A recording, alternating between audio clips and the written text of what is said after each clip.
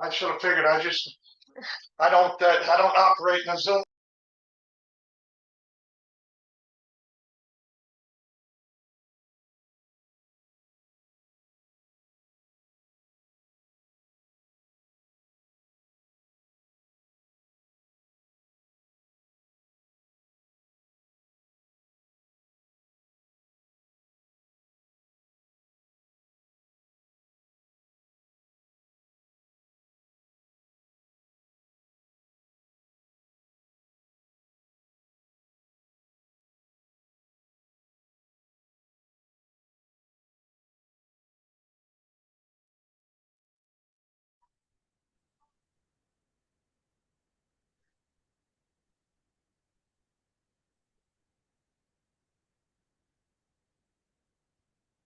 So it's 10 o'clock. Oh, Suzanne, are you ready?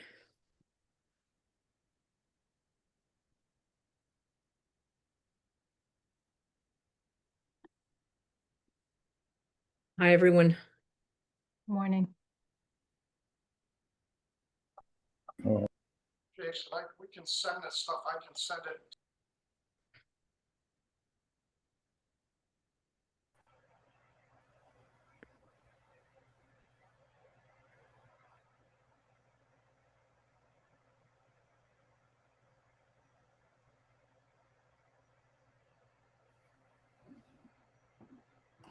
So shall we begin? Jason, are you ready? We are good to go on office end. All right, great. So I'm going to call the meeting to order. I'm Kay Peterson. Take attendance. Stephen Other- Crestall, member, present.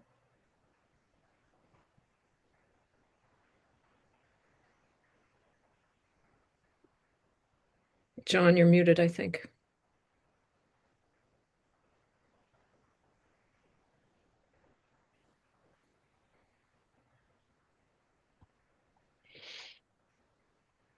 John, can you unmute yourself?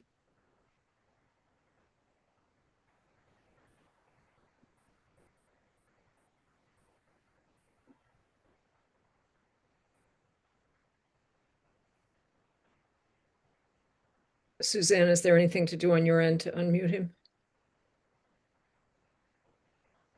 I can ask him to unmute. I'll give you the headphones too, just so you have the mic. Okay. Can you hear me, by the way? Yes. Okay. Oh, there he is. Hey, I'm here. Audio and video. All right. The whole package. Can you state that you're present, John? John Quackenbush, not present. Thank you. Okay, so we have a citizen comment period. I'm just going to double check the participants, but I don't see anyone. I don't see any members of the public. So why don't we? We do just have talk- one guest that's joining us. Oh, we do. Oh, yeah, that's right, because they wouldn't be listed as they'd be an attendee, right? Mhm. Okay, we have John Jeffries. John, can you hear me? I'm gonna give John the option to promote to a panelist where he can share his video and speak. Okay, thanks.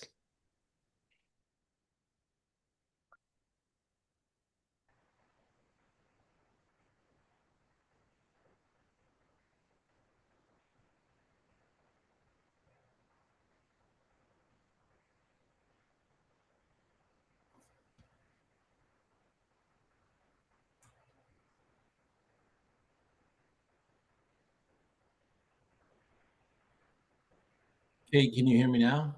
Yes. Yes, there we go. Hi, John. Hi, Kay. How are you? Welcome to the meeting. This is our citizen comment period. I think you're the only citizen commenting. I think you should feel free to talk for 5 minutes if you want to. Thank you. Why don't you Be begin? brief. Did the format change? It's not a Zoom call, it's a Zoom webinar. Right. When did that change?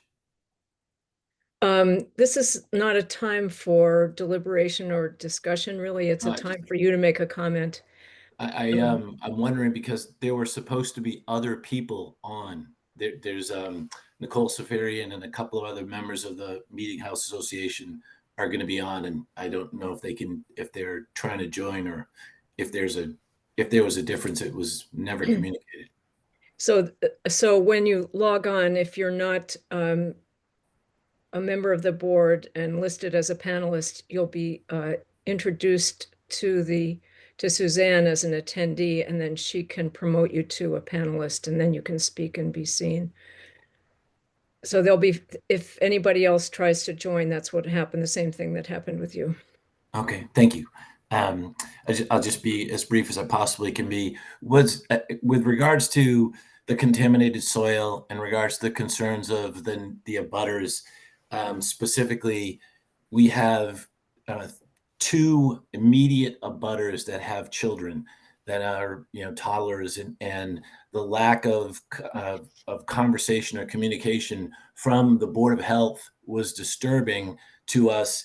I don't know, Kay, if that's something you typically do. And so the question number 1 was, when was the Board of Health notified of the contaminated soil?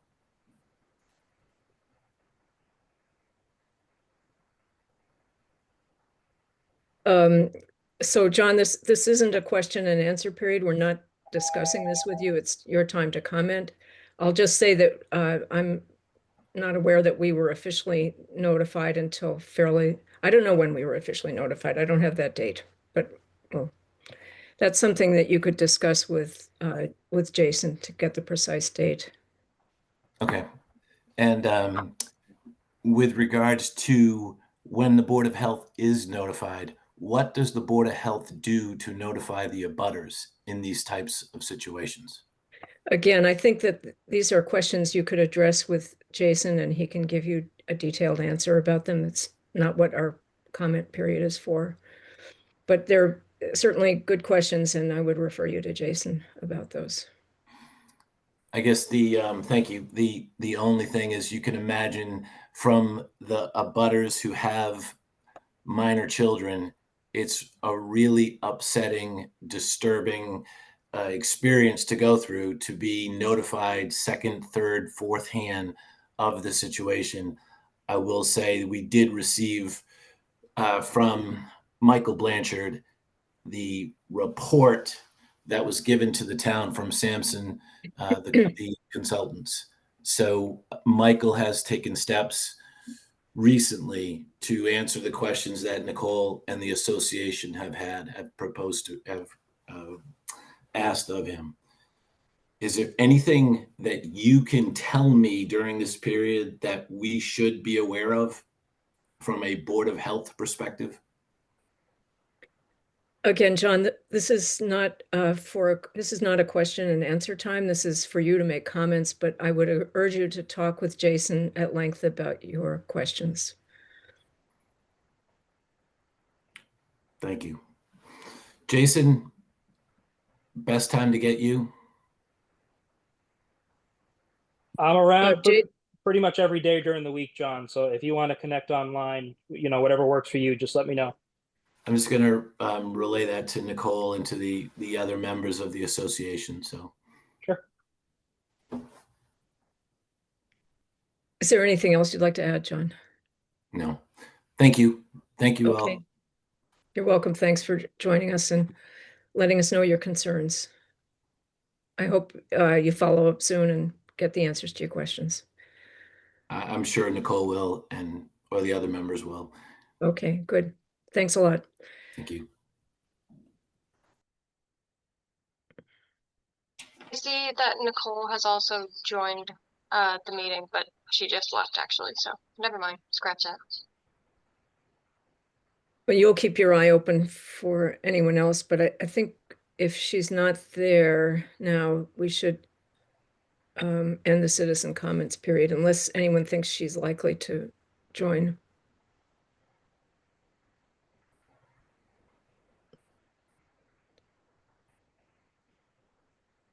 All right, why don't we move on then to the rest of the agenda? Our next meeting is scheduled for October 6th. Is that okay with everyone? Yes.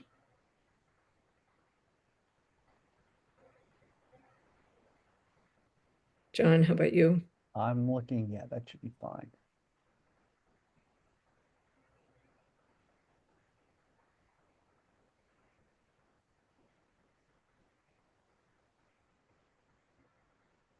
Gail and Jason and Suzanne or Sophia, I don't know. Is it okay with all of you? I'm good. Thank you. Yeah, good by me, Kay. Works for Sophia. Yeah, works for me. And for me? John? So what time? Oh, 6:30, right, Jason? I Yeah. guess that's a good question. I know we'll have to be mindful of Sophia's schedule as well. She has a night class on Mondays, I believe, so we may need to figure out some type of alternate time. I mean, does this time slot work for people? I know you've made it work, John, but I would imagine it's hard for you, right? You know, if I schedule it far enough in advance, it's not bad. And right now, you know, doing this time on the 6th would work well. All right, yeah, let's plan on that for now, unless something changes. We'll do 10 o'clock. Yeah, and if I look at Sophia, is that good? if I look at November too, November 3rd at 10 would work. Sophia, are those good? Is 10 o'clock on Mondays good for you? Yeah, that's good for me. The 3rd is good for me. November 3rd is good for me. Steve? Likely. Yep. And Gail? Jason? That's fine with me. Thank you. Yeah, good by me. That's exciting. Two meetings nailed down. We can All always right. look at December too, if you want. That would probably be December 1st. And again, I could do 10 o'clock in the morning too. I can't commit yet for December. Okay. All right, let's go through November now. Just let's not go too crazy. I'm happy having at least 2 more scheduled, so we can go from there. Yep. And will you send out invites? Of course. Thank you. Great. Okay, shall we move on to our minutes from the past meetings? Let's begin with May 12th, a long time ago. I have a few minor changes to suggest. How about the rest of you? Anybody else have some? Go ahead, Steve? Kate. No, I await yours. Okay, here we go. Page 1, number 5, in the citizen comment section, I would suggest giving that section a title of citizen comments so it's clear that that's what they were. And then there's a phrase in the first line, Steve Helfer joins the board in representation. I would say spoke in representation of the Cambridge Citizens for Smokers' Rights. And the second paragraph, Jonathan, again, I changed joins the board to spoke. And the same with Alex Weatherall. Just before Alex Weatherall, he asked the board not to pass this regulations proposal. I just say to pass this regulation.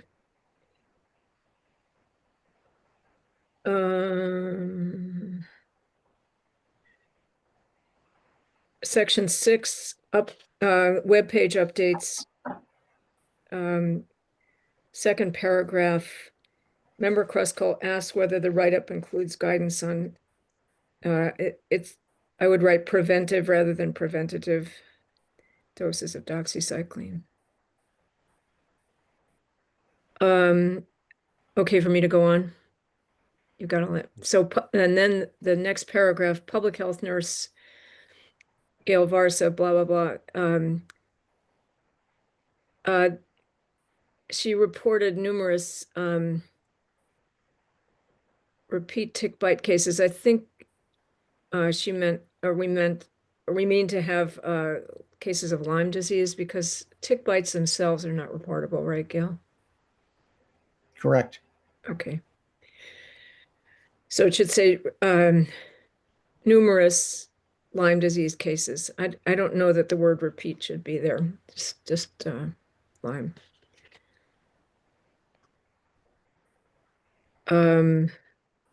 Section 7, first sentence at the end, prompting him to resume food inspections, I would add in Dover.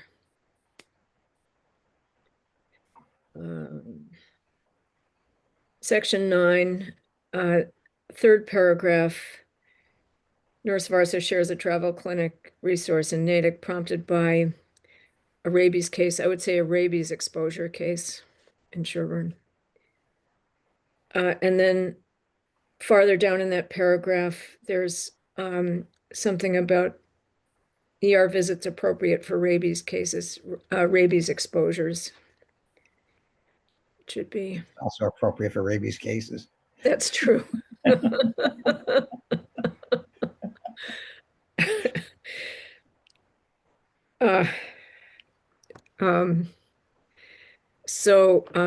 Then let's see, 2 more paragraphs along. You have you're talking about the catchment area. It's spelled CACHMENT, or is there an E after the CH? The spelling is a little different than what you have here. There's no T, but who knows the correct spelling of catchment? It changes, It changes depending on the person. right? Anyway, maybe you could look that up, Suzanne. All right, that's it for that one. And then our August 19th meeting. Anyone else have comments, or shall I just proceed? All right, I'll proceed. First line, I would say that Jason Belmonte received a complaint rather than recalls receiving a complaint.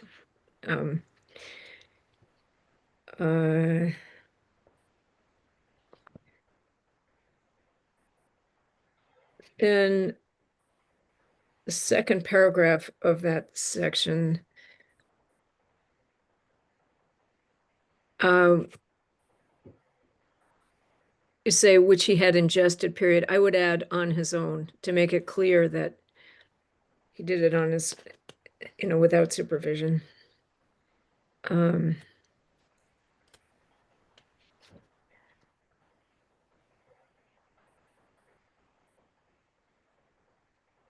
that's all I have. Great job, Suzanne. Really tedious, hard work. And you really get it right, dear.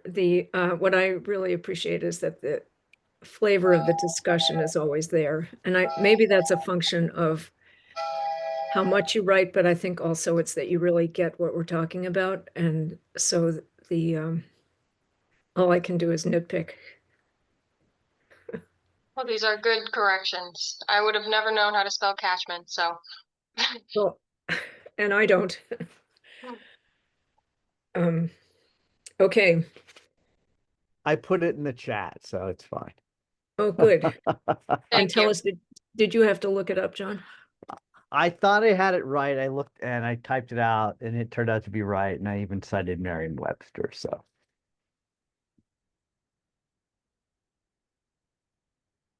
No, there's no C, there's no T in it. It's CA, it's catchment as in CACHE, the word cache. Try that. Well, if you click on the link, it's there. All right, maybe I'm wrong. Okay. Well, leave it as catchment. And CACH comes up without Without any MENT. definition. Yeah. Okay. All right, there we It's the go. area where you catch your patients, like you're fishing. Right. At least Gail's getting a good laugh out of this.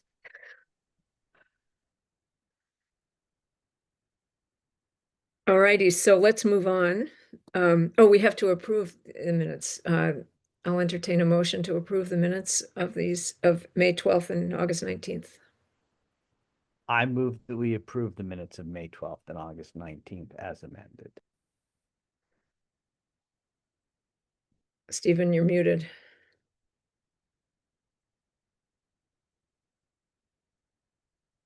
You're muted, Steve.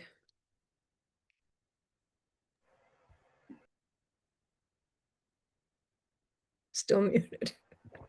There you go. Second, All in favor, I.K. Peterson. I, John Quackenbush. my Stephen Cresco. Okay, so the next item on our agenda is the deer management program.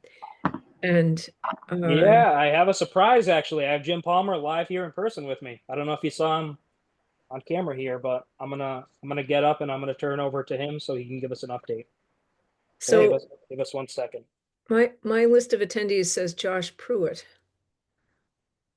I recognize the name. I believe Josh is here for tobacco. And Josh, I apologize if that's not accurate, but so when we get to that item, we can allow him to comment if he'd like.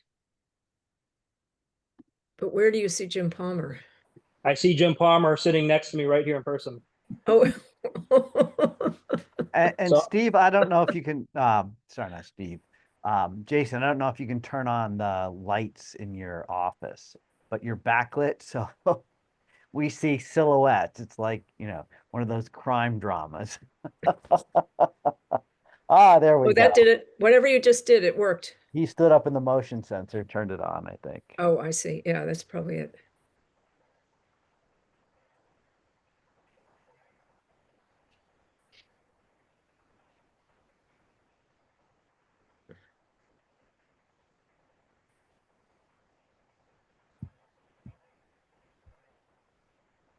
So is Jason joining us as well?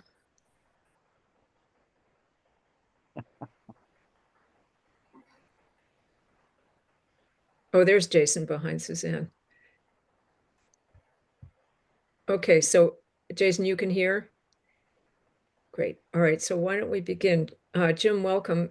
We're happy to have you come and report to us about deer. As you probably know, the number of cases of Lyme disease is up around the state, including in Dover. And we're hoping that you have succeeded in eliminating the deer herd and eliminating Lyme disease in our town. But go ahead and tell us the truth. No, muted.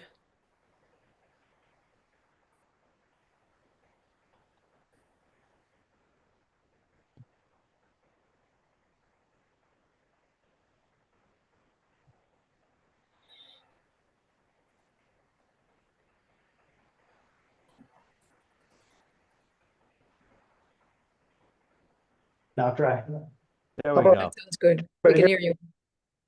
All Okay. set. Good to see everybody this morning. I apologize. I thought this was going to be an in-person meeting, so I came prepared with handouts for everybody and, answers to some of the questions that the board has asked of me. Unfortunately, we don't have those in front of you at the moment, but I'm more than happy to give kind of a brief summary on those questions and also let you know that the hunting season is fast approaching. It's going to start on October 6th and go right to the end of the year. Unfortunately, I can't report that we've cured Lyme disease. No, we've wiped out all the deer in town. Despite our 15-year effort, I think we've chipped away. A lot of the major landowners in town have kind of moved away from, the reason of hunting the deer to just destroy it, to get rid of Lyme disease. They've moved more towards the ecological effects in the forest and things like that. But it's still very important that we try to eliminate as many deer as we can every year. And Mass Wildlife has always backed us up on that effort. And our program has been one of the best in the states for 15 years. So I basically went through the questions that you guys sent. I think Steve kind of spearheaded some of the questions, but I have some answers here to the 9 questions that he asked of us and the hunters. And I'll just quickly go through them. They're basically questions from the Dover Board of Health regarding the deer program and the 2024 season. So question 1 was how many hunters were enrolled? And the answer is 52. Question 2 was how many hunters actually participated? The answer there was 49.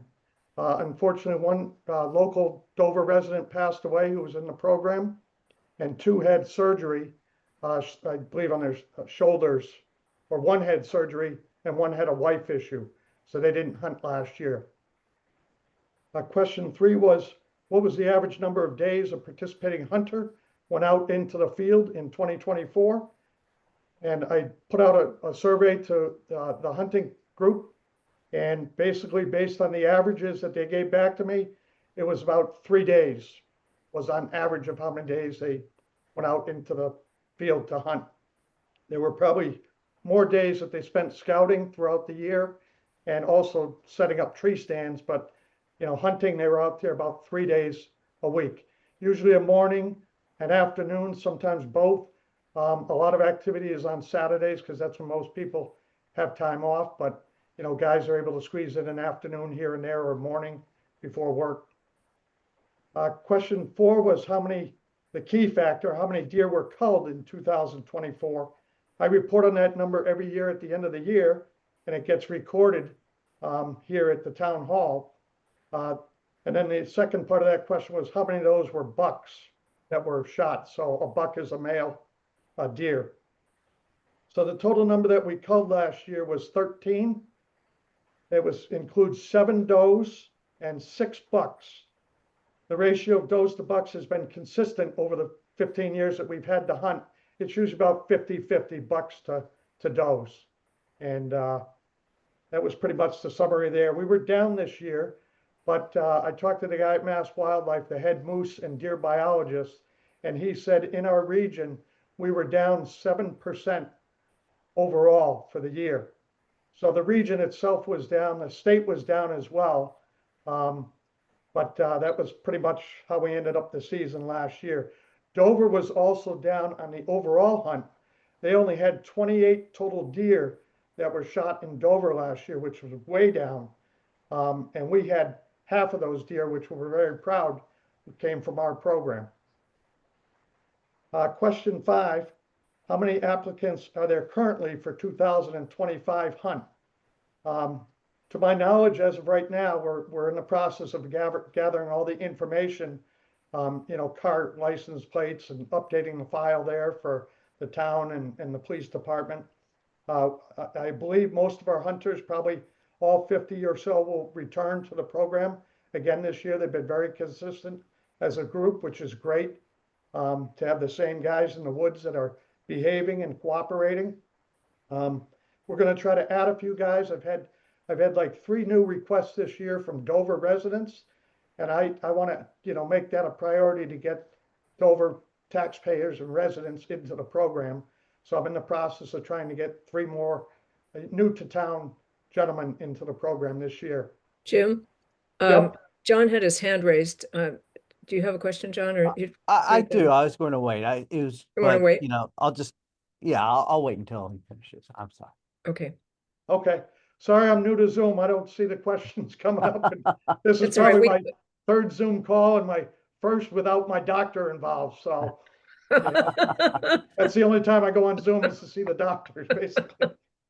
So, Well, we'll save our questions till the end then. Okay, So go great. ahead. so the next question was how many of those current applicants are women? And it's interesting.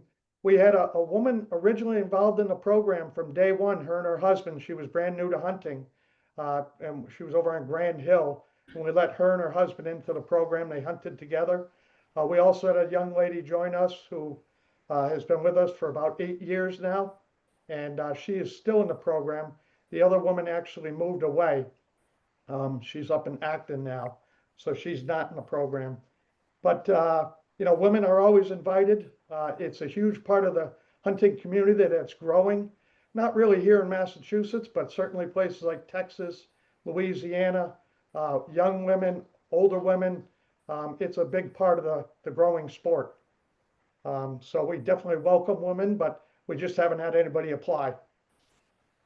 Question 7, approximately what percentage of the entire current applicant pool are law enforcement officers? And we have quite a few. We have a lot of other folks as well. We have firemen here in town. We have doctors, lawyers, pretty much all walks of life, carpenters. I'm a realtor. So approximately, I think about 20% of our hunters out of the 52 or so are actually law enforcement officers.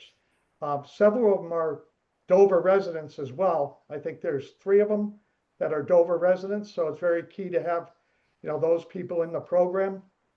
In the past, when we started the program, it really gave us credibility to have these people on our hunting staff for safety reasons, because they knew how to deal with the public and communicate with the public. And we were very worried about, making sure that we had, good looking folks in the woods talking to Dover residents when they would encounter them and stuff. So it was always a positive to have these people in the program. And we always encourage them to, apply and try to, see if we can get them into the program when we can. So that was pretty much question 7. Question 8 is really a key, dropped all my paperwork here, a key part of what we've tried to do with the program. And a key, thing that we check on, regularly throughout the 15 years I've been managing the program. But were there any complaints regarding the 2024 hunt from Dover citizens that you received? And I did not receive any complaints throughout the year. In fact, I've received very few complaints over the years. It's maybe been a handful, even dating back to the very beginning. And I provided a bunch of examples of some of the comments that the hunters relayed back to me when I surveyed them over the last couple of weeks. I'll just read a few. And again, you'll get this handout in your inboxes probably after this meeting. But here was one of the comments. Any residents that I encountered were very friendly.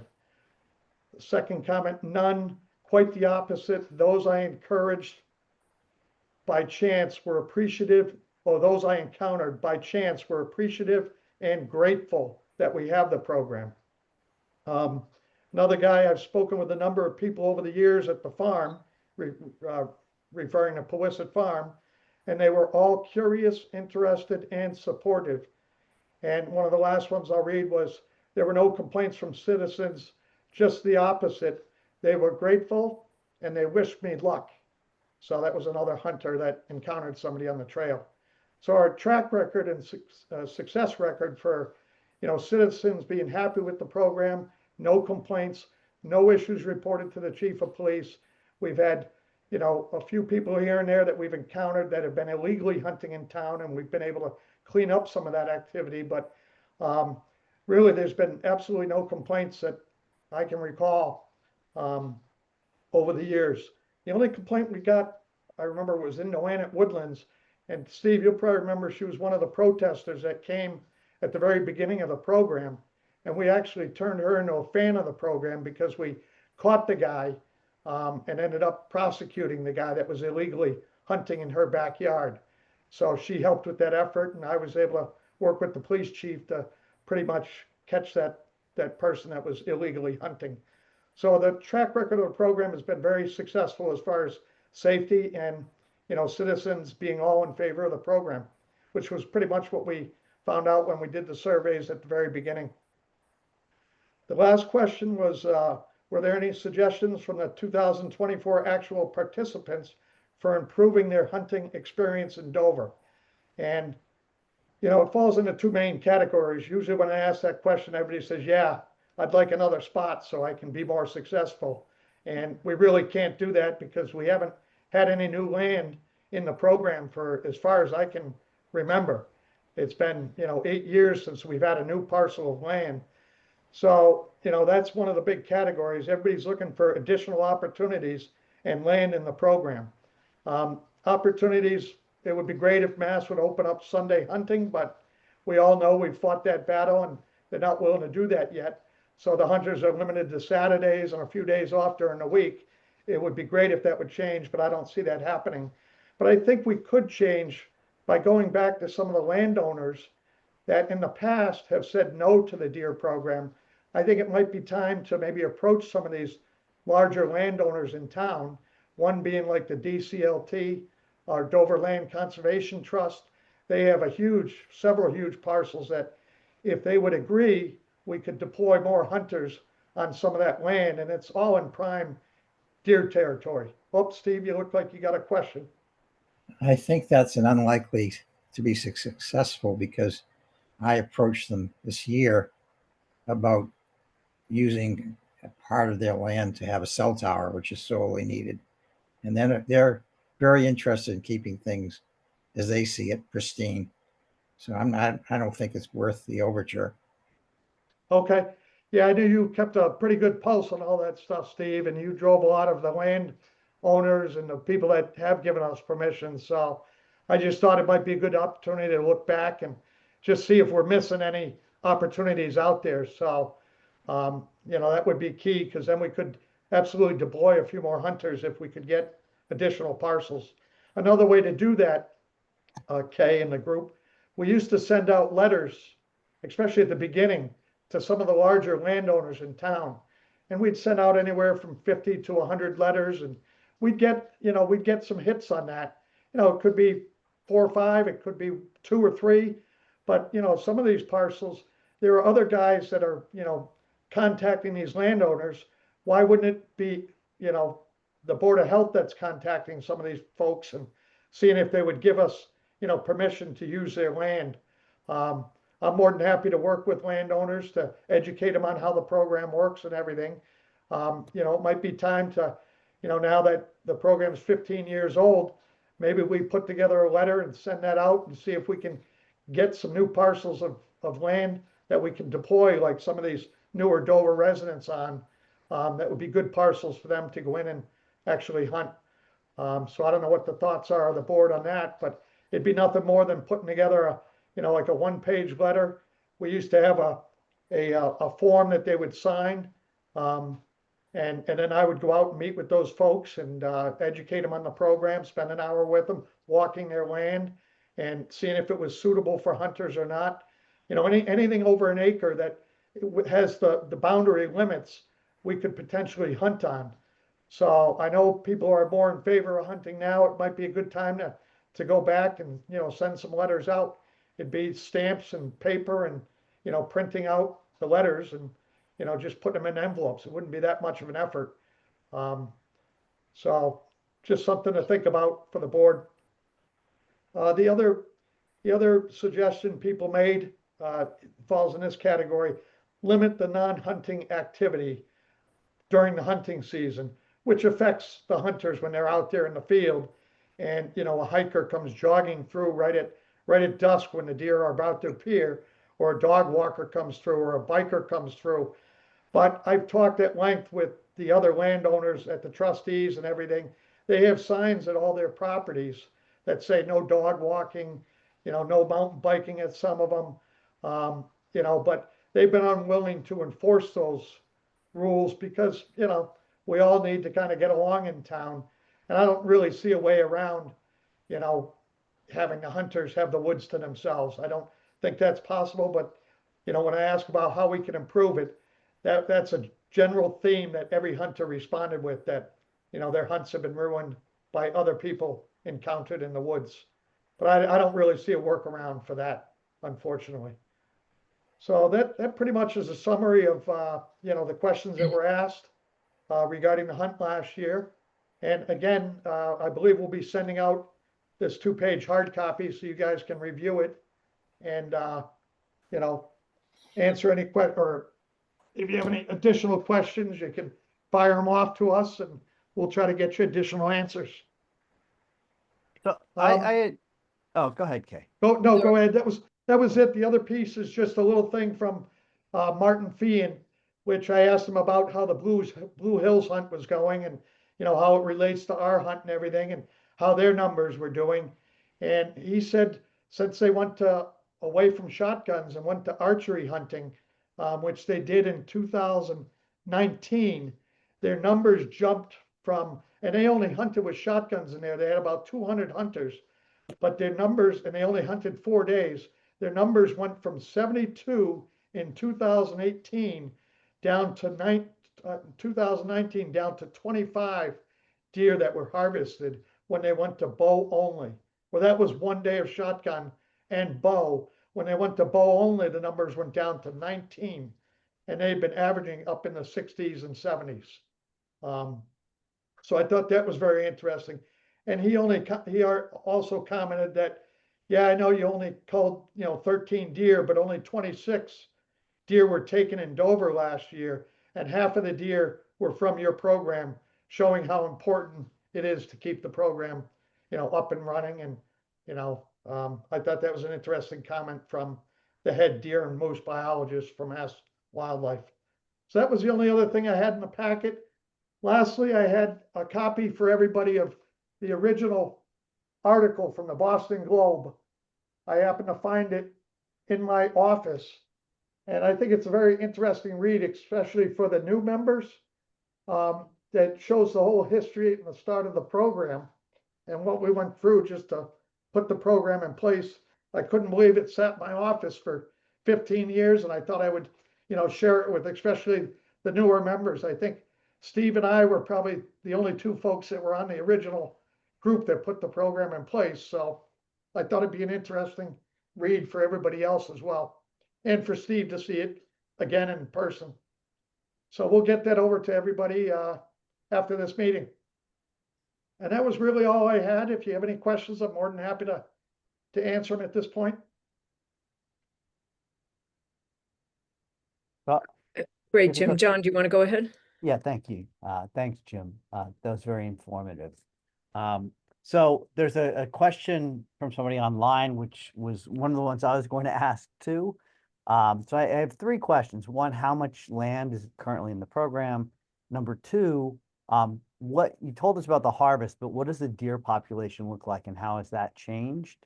And then the third question I had was, how do you advertise the program?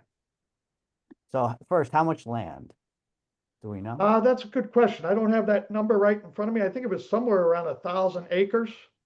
Yeah, it mainly consists of like Noannet Woodlands has a chunk of lands, Powasset Farm has a chunk of land.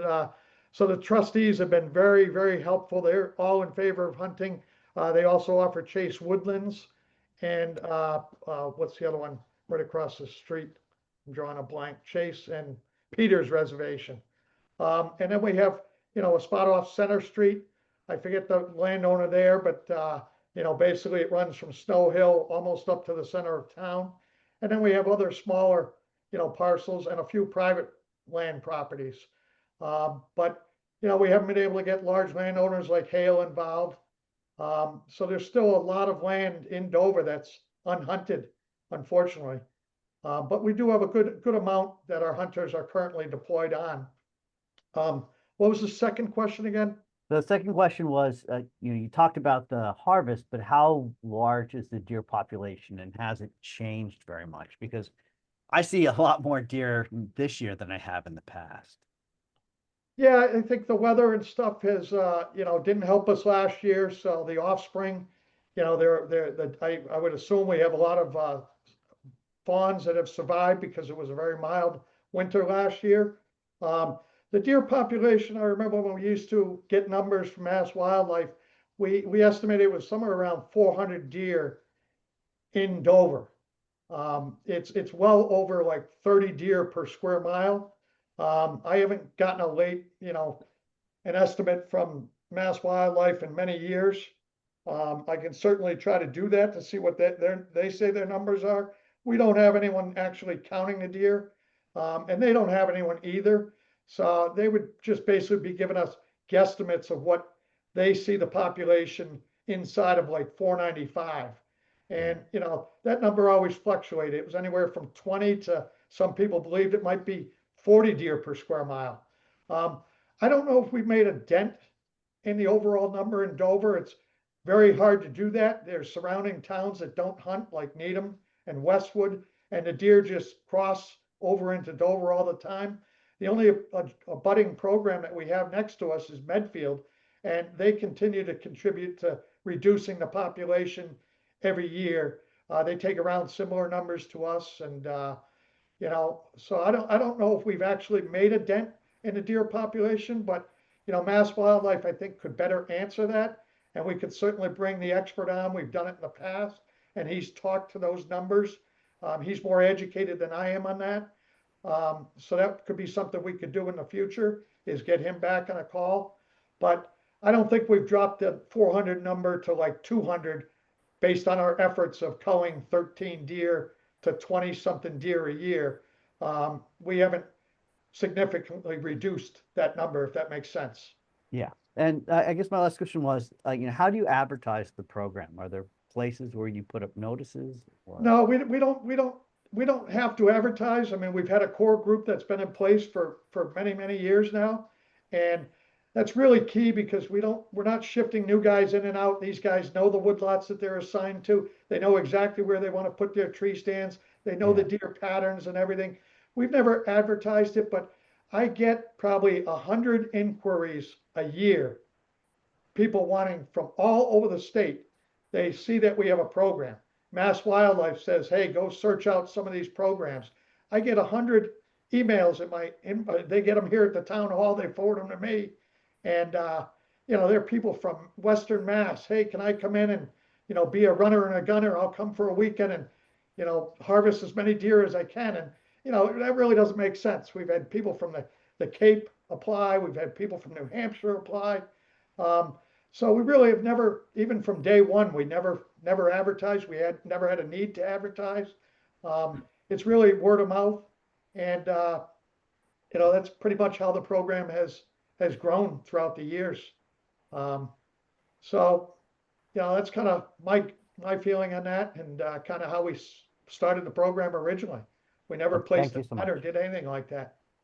So I think if we did, we'd probably get flooded with thousands of requests, and with no new land, it's kind of pointless to waste money on advertising when we have no place to deploy hunters. So, I have some questions. Steve, do you want to be sure you've had a chance before I start? No, go for it. Are there any data that you're aware of about collisions with motor vehicles in town and deer? Yeah, we used to track that number every year. We used to get it, and we'd kind of add it. We didn't add it to our count, but we used to always like to track that. I can ask the chief and see if we can get last year's number and maybe the year before. If you want, that's something I can do when I meet with them and drop off the information. Go ahead, Steve. That was a number that was published by the police department years past, but I have not seen it the last 2 or 3 years. I think it would be very interesting to see. I mean, I don't, given the size of the deer herd, it's hard for me to imagine that number is dropping, but I think in terms of useful information for you to use in promoting your program, I think it would be helpful. Steve? I recall that the last reported number was 39 car versus deer collisions. Yeah, we used to get much higher than that. I remember, Steve, as well. It used to be as high as, I remember some years was 70 deer. Wow. It was quite substantial, that number. It fluctuated every year. Usually it was most of the deer hits were usually in the fall time frame, when the deer were moving around for the mating season and crossing roads out of their normal territories. That's when we get an influx of calls. The chief keeps a list, and they try to, I'm sure he has those numbers for us. I just have to, follow up with them and see if I can get the last couple of years. It's definitely valuable information, and, it goes to the overall count of, deer that were, deceased in town, basically. There was a deer versus, or a bicycle versus deer collision in front of our house on a blind curve a few years ago. I'm not sure. I'm sure. I haven't heard of that before, but it's hard to imagine. It doesn't happen a lot. So I think Amy Mood is on the call as an attendee. I don't know if she'd like to speak at all. She's the head of the DLCT.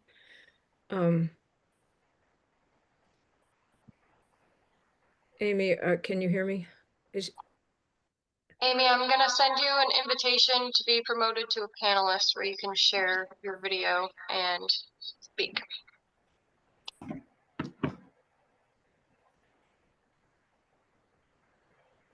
Hi, Amy. Nothing's on. Oh, there you you are. are. Can't Hi, see me. welcome. Thank you. Have you met Jim Palmer before? No, I have emailed with him, but I have not met him. So Uh-huh.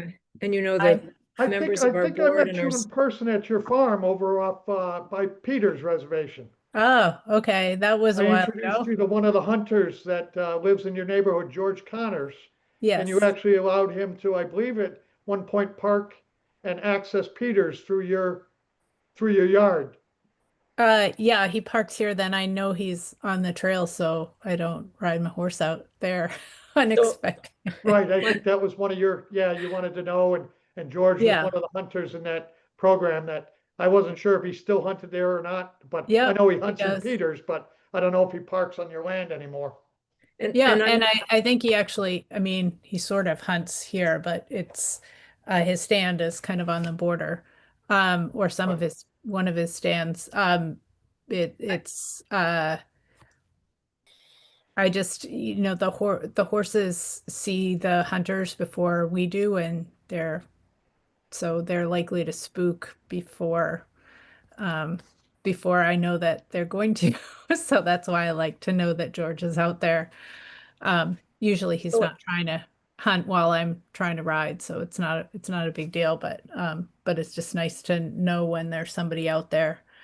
Yeah, I But think when we talked, you were mainly riding in the midday, and our hunters are mainly in the woods early morning and late afternoons. But- right. so I We didn't, are for I'm not sure. intending to, I didn't Yeah. invite you to become a panelist, Amy, because I Yes. think we should be debating DLCT. DLCT, but I wanted to ask if you attended because you had anything you wanted to say. I attended just to find out what was going on with the program. We do get requests every once in a while to hunt our land, and so we usually refer them to Jim because I was under the impression that our Gregg property, which is pretty wet, but has some uplands, but doesn't have really any trails, which runs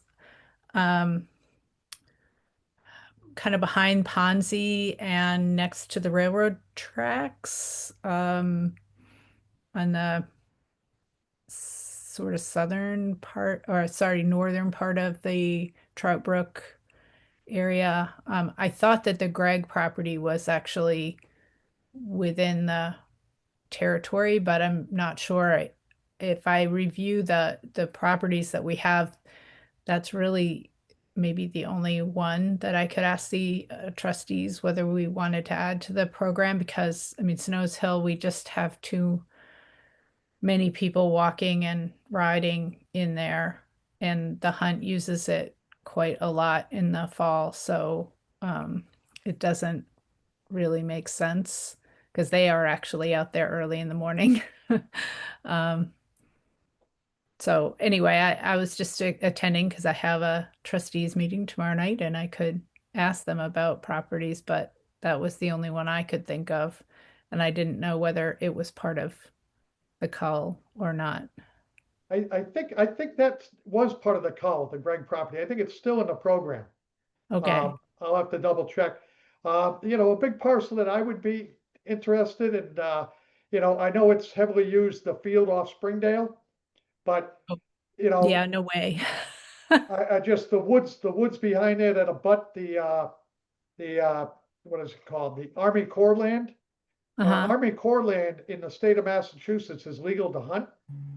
However, a lot of that Army Corps land is wet that's over there, but we Right. could actually deploy hunters into that land. We haven't done it yet, but if we had a parcel of, the woods there along that land that were maybe DCLT, it might allow us better access into that Army Corps land. So they wouldn't be going through like the Springdale Fields or anything like that. They'd be more parked off, across from the pond there and kind of entering through that way. So I was just more or less thinking, maybe there were some parcels that you guys could review and, because a lot of the other land that we hunt have the same, they have horse trails, they have bike trails, they have, all the land we're using right now have the same issues you have with your land, but those landowners, like the trustees, have been very willing to allow horseback riders and hunters and everybody to just get along. So, it would be interesting if you talk to the group and maybe took another look at it. We've had no issues to date on all these other properties that have all the same issues you raise. Yeah, well, I mean, Snow Hill, I think, is just too heavily used. I mean, it's the trustees, Noannet and Powissa Farm are much larger than virtually any of our properties, so that's part of it. I mean, Snow Hill's the only one that we have that's 150 acres. So, but there's very little of it that isn't crisscrossed by trails, whereas I can see a lot of Noannet and Powissa are not particularly full of trails. So anyway, that's part of it. And then, just I mean, I obviously am part of the program, but there are a lot of other trustees that are a little less comfortable with it. So anyway, I will talk with our ranger about if he thinks there's any other properties, and I will bring up the woods behind Springdale. But if you want to look at Mass Mapper and see if there's anywhere else that you'd like to propose, we'd be happy to consider it. But I'm not super optimistic, but it's possible there might be a parcel here or there. Yeah, that's great. You've always been a supporter of the program and we appreciate that. And I'd be more than happy to, look at some mapping throughout town and just see if there's any, wiggle room where we might be able to, deploy a hunter safely on some of your properties and, propose it to you guys. And, all you can say is yay or nay, and Right. we'll move on from there. We appreciate you maybe taking another look. That'd be great. How much land does it sort of take to support a hunter? Well, if you have the boundaries, which have always been 500 feet from a dwelling, an occupied dwelling, and 150 feet from a road. So if you have, an acre of property that meets those requirements, you can deploy a hunter on that 1 acre of land, especially if it abuts a lot of other conservation land. A hunter would be very happy having a 1 or 2 acre parcel that was away from all the trails and had all that surrounding conservation land around it. That would be, any hunter would be happy to have a spot like that. So I think, if we could carve out a few little niches here and there, I think we could be successful. So I think it'd be worth the effort for sure.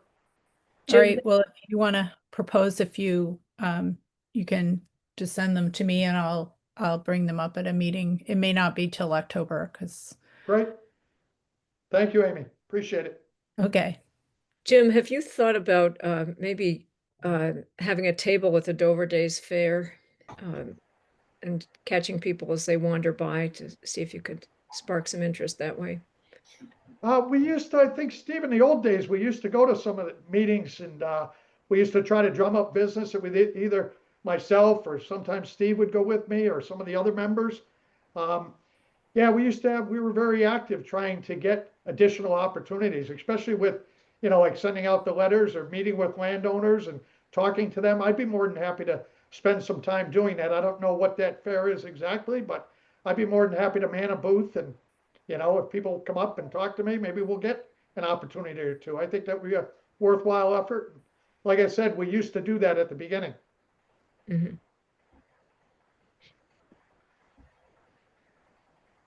Does anyone have any other questions? No. Well, I think we'll talk about the idea of a letter and if we decided we wanted to send a letter, is it something you could do a first draft on, Jim? Yeah, I think we have copies that we've sent. I didn't have any for today's meeting, but I should be able to dig up an old copy. I used to take my real estate database and I can sort it by how many landowners have like 4+ acres, 5+ acres. And there we'd get a list of maybe 50 or 100 properties that we can mail to. So I'd be more than happy to work on a list that we could look at and just see if the properties make sense as well, spend some time looking at the mapping and, send it out. And if we get 5 or 6 properties, I think that would be a huge win for the program. What's your experience with people sharing the properties they're assigned to? Meaning on private properties or, Well, whatever, having, in my experience, hunters are sometimes territorial about their area and not wanting, and don't want necessarily to have other hunters sharing it with them on different days and so forth because of hunting technique and whatever, having to do with the deer patterns and behaviors. yeah, that's always been in the hunting community. Everybody would love to have every woodlot to themselves. I mean, there's no doubt. I'd love to have all the woods to myself. But, since we started the program, all our areas that we hunt are shared by, anywhere from 2 to like 10 hunters. And that's always been a part of the program. And our guys have agreed to that from the beginning. They've all got along, which was a huge concern of when we started the program, that guys would be territorial fighting and, all that stuff. But, we deployed guys that kind of somewhat knew each other, and that kind of helped keep the balance in the woods. And they communicate a lot. It's a big safety issue. You want our hunters to know where the other guy's tree stands are. God forbid if somebody ever had a heart attack, we got to go in there and find that hunter. I believe our group I could round up on any parcel, Poisson Woods, and all the guys know exactly where the other guy's tree stands are, and they all get along and they cooperate. They help each other drag deer out. So that was absolutely a positive in the program, that we were able to get these guys in there, and they all communicated and agreed to work together. And it hasn't been an issue, since the beginning of the program, basically. But you're absolutely right. Hunters are very territorial, and they'd all probably love to have the spots to themselves. All right. Any other questions or comments? Jim, thank you very much. That was really informative, and glad you could do it. Thank you for having me. I was going to bring donuts this morning, and we have a lot of tomatoes in my garden. I was going to bring them if we were meeting in person, but I'm glad I didn't make the effort to do that for you. But I'll drop some off at Town Hall, maybe the tomatoes. Great. But thanks again, and Thank you. keep you guys updated throughout the season, and certainly at the end of the season, we'll give you a full rundown again as well. And hopefully we have a little more success this year, and see how we do. All right. Well, good Thanks luck. for having me out. Appreciate it. Amy, thanks for joining us too.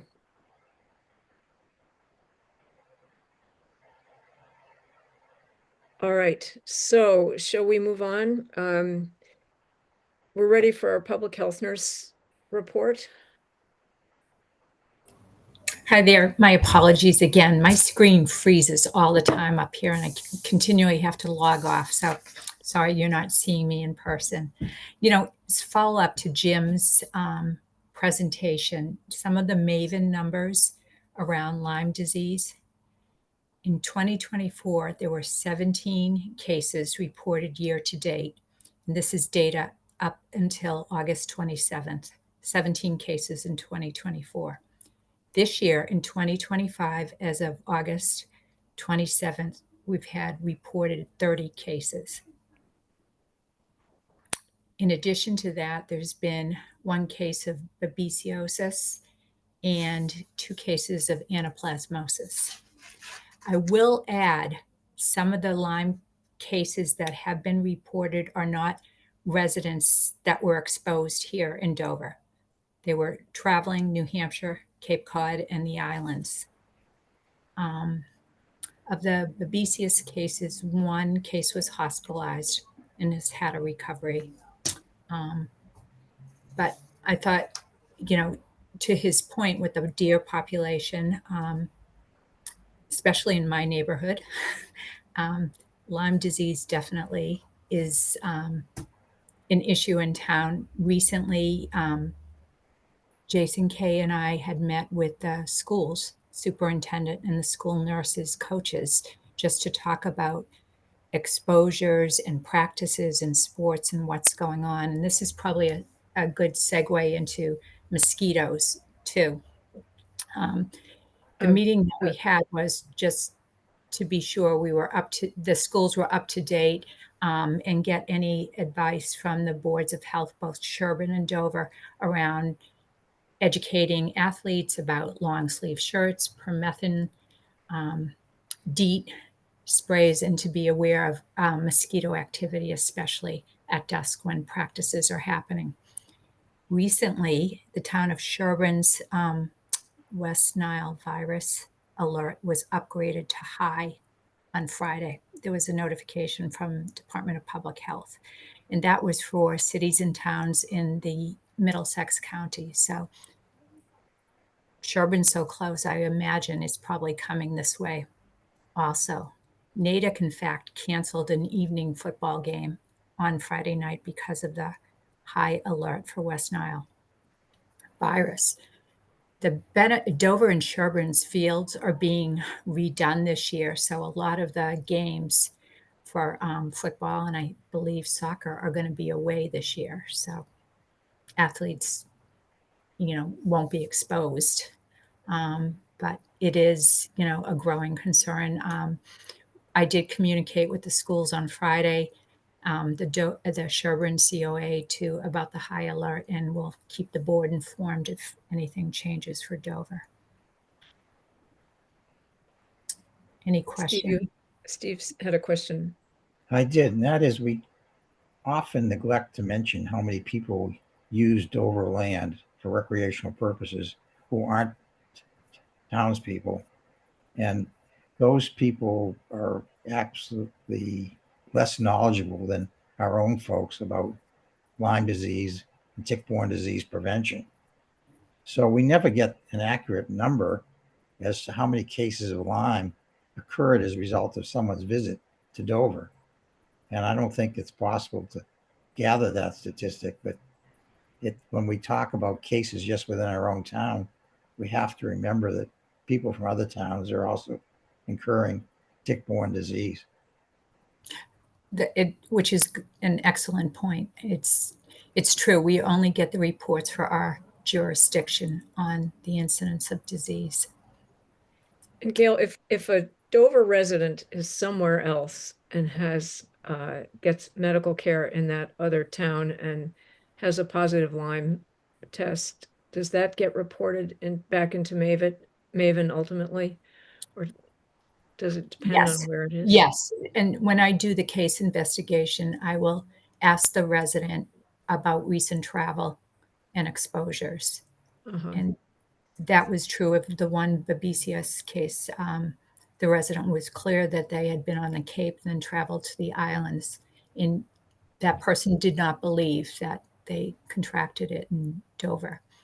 But they were tested on the islands? Yes.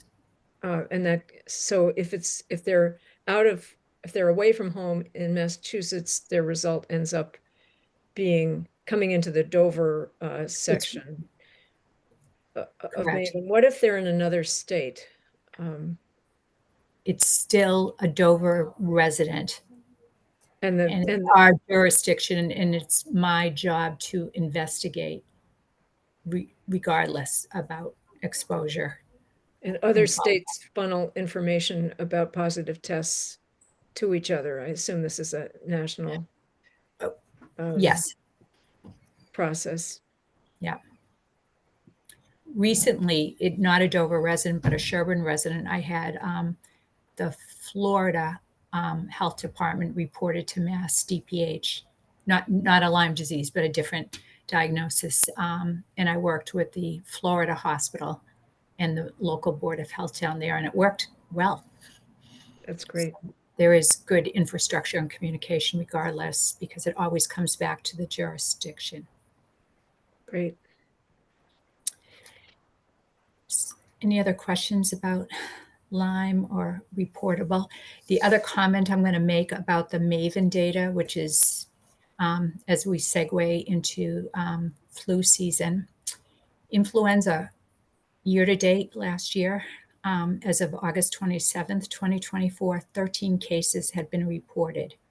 This year, 2025, as of August 27th, 52 cases reported of influenza. Are they still being reported? Are they still happening? We are still continuing to get reports of flu cases. So Wow. this is a good segue into the flu clinic that I participated in Needham this weekend. So Needham held a clinic, flu only, on Saturday from 9 to 12. And we gave 101 vaccines for flu. Many of the people were walk-ins interested in getting their flu vaccine. So I thought it was a pretty good response. It was my first experience working with color, understanding the operations of a clinic for future planning for Dover, and it was great experience. I'm going to be participating again on September 20th in Needham, and then the Dover clinic, which will be October 3rd, that the pharmacists are doing. Steve, John you and had Steve, oh, go ahead. I was just going to say, John and Steve, do you know what color is? No. It's the, well, Gail, you can describe it better than I can. So color is what local boards of health use that, you know, are giving out vaccines to track enrollment signups for the vaccines, and that reporting goes into MIIS, the state level database for report vaccine history. So it's a very easy tool to use, and something, you know, I feel confident that I'm trained on, at least for check-in and actual administration of vaccines, but wouldn't be using it until we finalize a medical director and orders. At this time, Needham was not, I'm going to bring up COVID too at this time. The current order from the state of Massachusetts and the governor allows pharmacists. There is no language in that order about local boards of health administering COVID vaccine. Mm.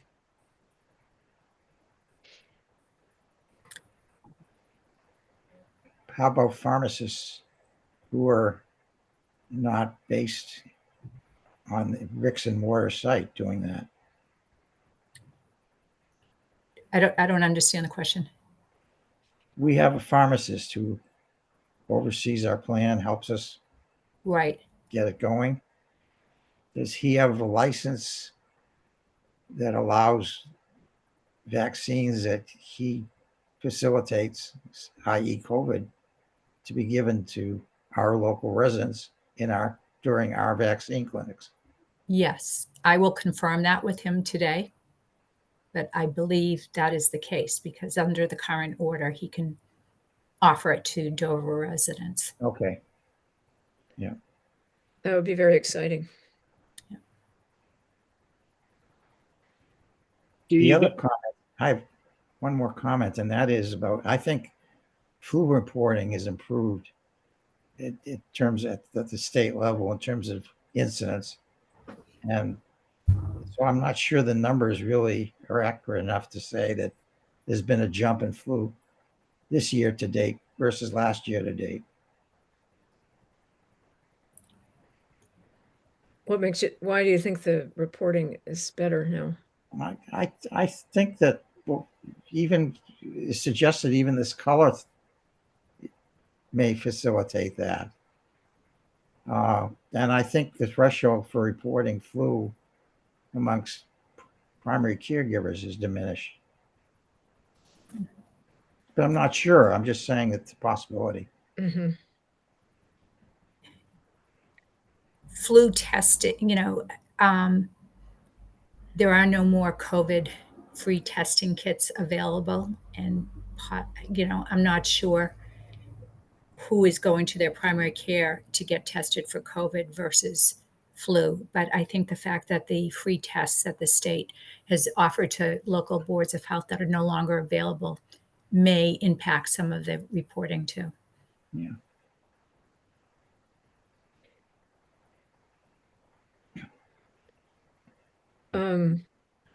Any other questions? Great job, Gail. Thank you. Just one other quick update that I wanted to alert the board to. We had a resident respond to us about the AED initiative in town and her interest in partnering with me. Just a little history. This was a young mother who reached out to me, and she's part of a different group for prevention of sudden cardiac events. Her own experience was postpartum, literally going to her doctor's office and suffering an event and had been resuscitated. She is a huge fan of the AED initiative around town.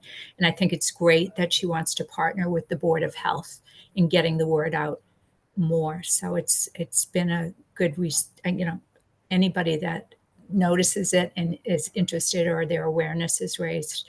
I stated before, I have heard from some coaches in town that they find that app, Pulse Point, helpful.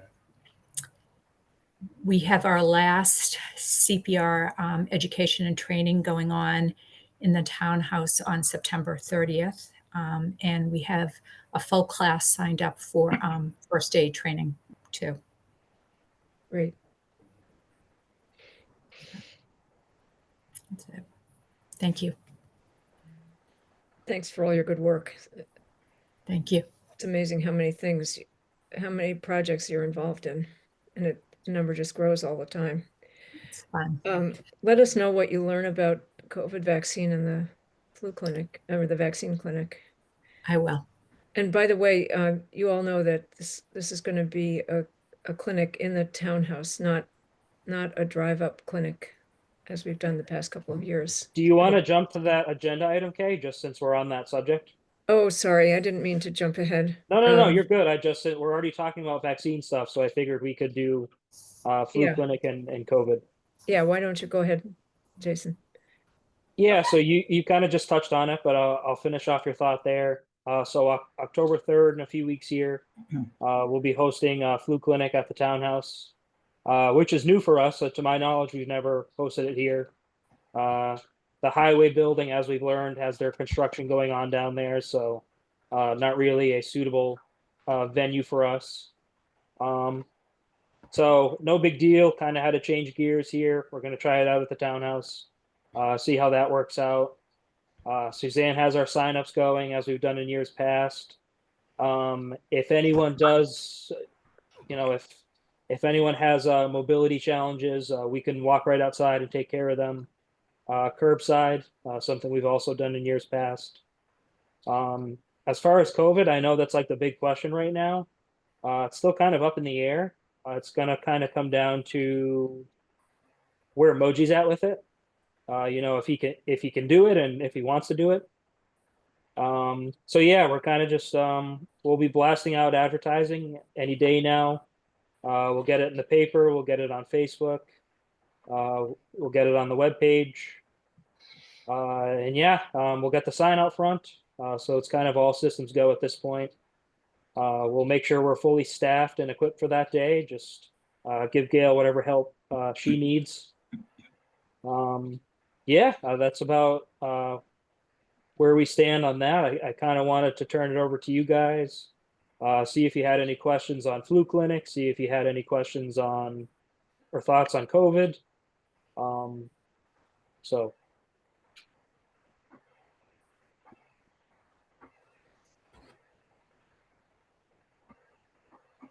How are the signups going? I mean, it's really early. I think Suzanne set up as of about a few hours ago. There was only about a dozen people signed up, but what will happen is it'll kind of balloon from here because You know, when people do the sign up, they're signing up themselves plus 4 or 5 members of their family. So it fills up pretty quick. Good.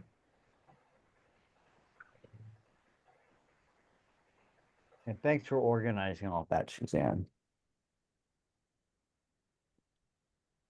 My pleasure. I hope you're training someone to take it on next year. Oh yeah, Sophia's a quick learner, so.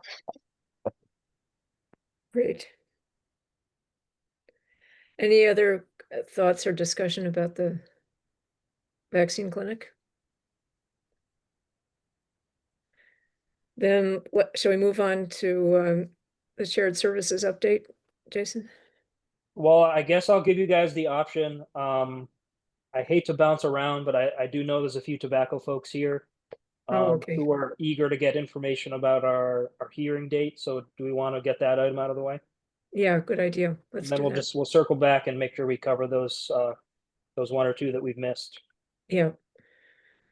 So we know that Josh Pruitt and Ryan DeCenzo are both here about the. I they're know both I know interested. Josh is because he sent me a message. Ryan, I'm not sure. I know Josh isn't interested in comment. He just is kind of just tuning in for info. Okay, Ryan, I'm not sure, but Ryan, if you are here for tobacco, please raise your hand and we can get to you for comment if you have something you'd like to share. But otherwise, just to kind of recap and set the scene a little bit on this. So, Ryan did raise his hand, Jason. okay, do we want to get to him now or wait till after our discussion? Uh, It's up to you guys. I think as long as he's limited to 3 or 4 minutes, that would be fine to do it now. Sure, I will let you do that, Suzanne. Ryan, I'll send you an invitation to be promoted to a panelist where you'll be able to share your video and speak. If you're only here to listen, then you can just decline that invitation.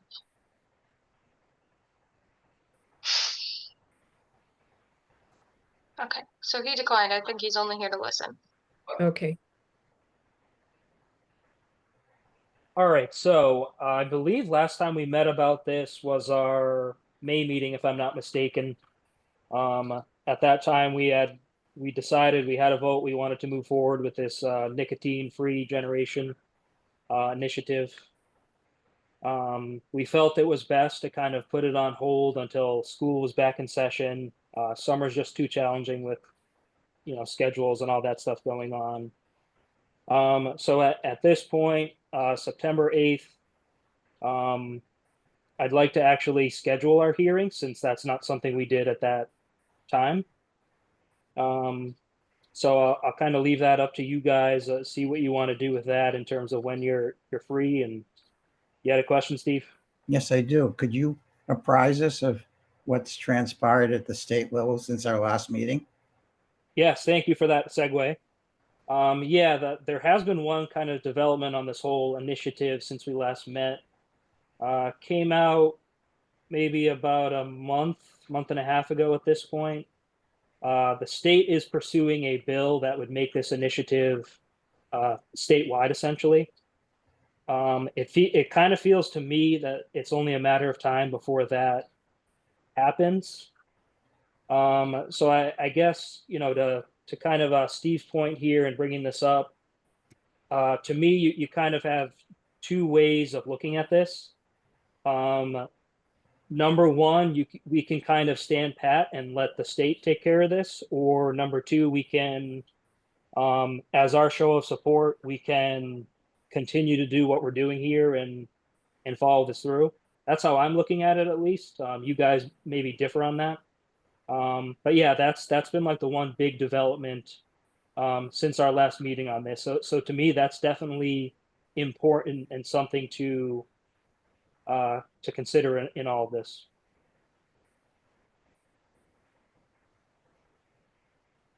So, since you asked, Jason, I think I would agree with you. I think we should probably continue to move ahead. And, what the state does is going to be important to inform our ultimate decision. But I think moving forward, discussing this is worthwhile. Steve? I believe that we should postpone this, see what the state does. I've spoken to a few additional people since our last meeting who are Dover residents, and none of them are anywhere close to being in favor of this. I remain against pursuing this initiative because I think it's the state's responsibility, not our local town. And there's no one in our town that I've spoken to, now properly amounting to 20 or so people, who's in favor of it. Not one. So let's let the state do what they need to do. And we don't have to pursue something that our citizenry doesn't seem to be in favor of. So I would say that we have no idea whether the state will ever make much progress with this or not. The bill has been referred to the Public Health Committee. I don't know the formal name of the committee that oversees public health. It's a joint, both houses are represented on this committee, but it could sit there forever and die a death there, or it could be pushed forward. I think that a lot of the initiatives, successful initiatives in Massachusetts in the area of tobacco regulation have begun at the local level and have grown from there, and some have grown beyond the boundaries of the state as well. And I don't think we should be discouraged by the fact that we're just one municipality. I think we would be part of a movement that is gaining some traction, and that's why the state is now interested. I think if we pass a regulation, it will, if nothing else, it will help. It will help the state to some extent. It will be supportive of the state efforts if there are other municipalities that adopt regulations like this. I certainly know of people in town who are in support of our adopting this regulation. Steve? Are you saying that you've spoken to people who are in support? Yes. Okay, because I've spoken to over 20 people and not a one who was in support. Mm-hmm. I've heard from people who are supportive too. I've also I'm heard sorry. from people. I've also heard from people who are supportive. I think this is really worthwhile. I mean, the next step is to hold a public hearing and really have a discussion. And I think that's going to be a good way to solicit feedback. Right, that was really our next step in the process. I would favor us holding a public hearing and scheduling a vote immediately after the hearing at the same event. Steve? I think this is a railroading of the issue where we're not reflecting the sentiments of the town. And I suspect the people you've spoken to are people that you may have association with on another committee that's in town that would perhaps take that position. But the majority of people are not on that committee. The vast majority, Steve, I don't know what you're talking about. you're on the town Democratic Committee, as is John. And I think perhaps that committee might take that position, but they don't represent the majority of the town by any stretch of the imagination. Steve, I don't think there's any basis for what you're saying. This has never been discussed among the town Democrats that I'm aware of. If you have other information, let me know, but I certainly wasn't part of that. And I don't know what the word is, but I think it's an inappropriate accusation to make. I would agree. Yeah, I think we all end up, people talk to us depending on who we know, and we know different people in town. Gail, you have your hand up. I would just add, this topic also came up when we met with the superintendent of schools last week, and they are in support. We asked about nicotine, tobacco use in the schools, and vaping has come up. I think that's also a voice in this conversation that we have to consider the schools, the educators, the coaches, and the athletes. And as a resident, I have spoken with people neighbors who are in support of this. Did Did people read the report that came out of the school system, which was a survey of the middle schoolers and regarding their usage of tobacco and other products? The superintendent has shared that survey with us, the Metro West survey of nicotine use. We should be emphasizing alcohol usage in town, from what I gather from that report. Certainly not preventing further tobacco prevention. So, first of all, it's not a zero-sum game, Steve, and if you want to propose that we become more involved in alcohol prevention, I encourage you to take a role in that. That just because there's an alcohol issue doesn't mean that it's not important to work on tobacco, nicotine. And I will point out that that survey did not ask students about their use of nicotine pouches, which is not surprising because their use has skyrocketed in general. Like can't say for sure about what's happened in Dover, but over the past couple of years. So we talked to the people at the school about trying to make sure that they inquire on the coming survey about use of nicotine pouches, so we can learn a little bit more about that.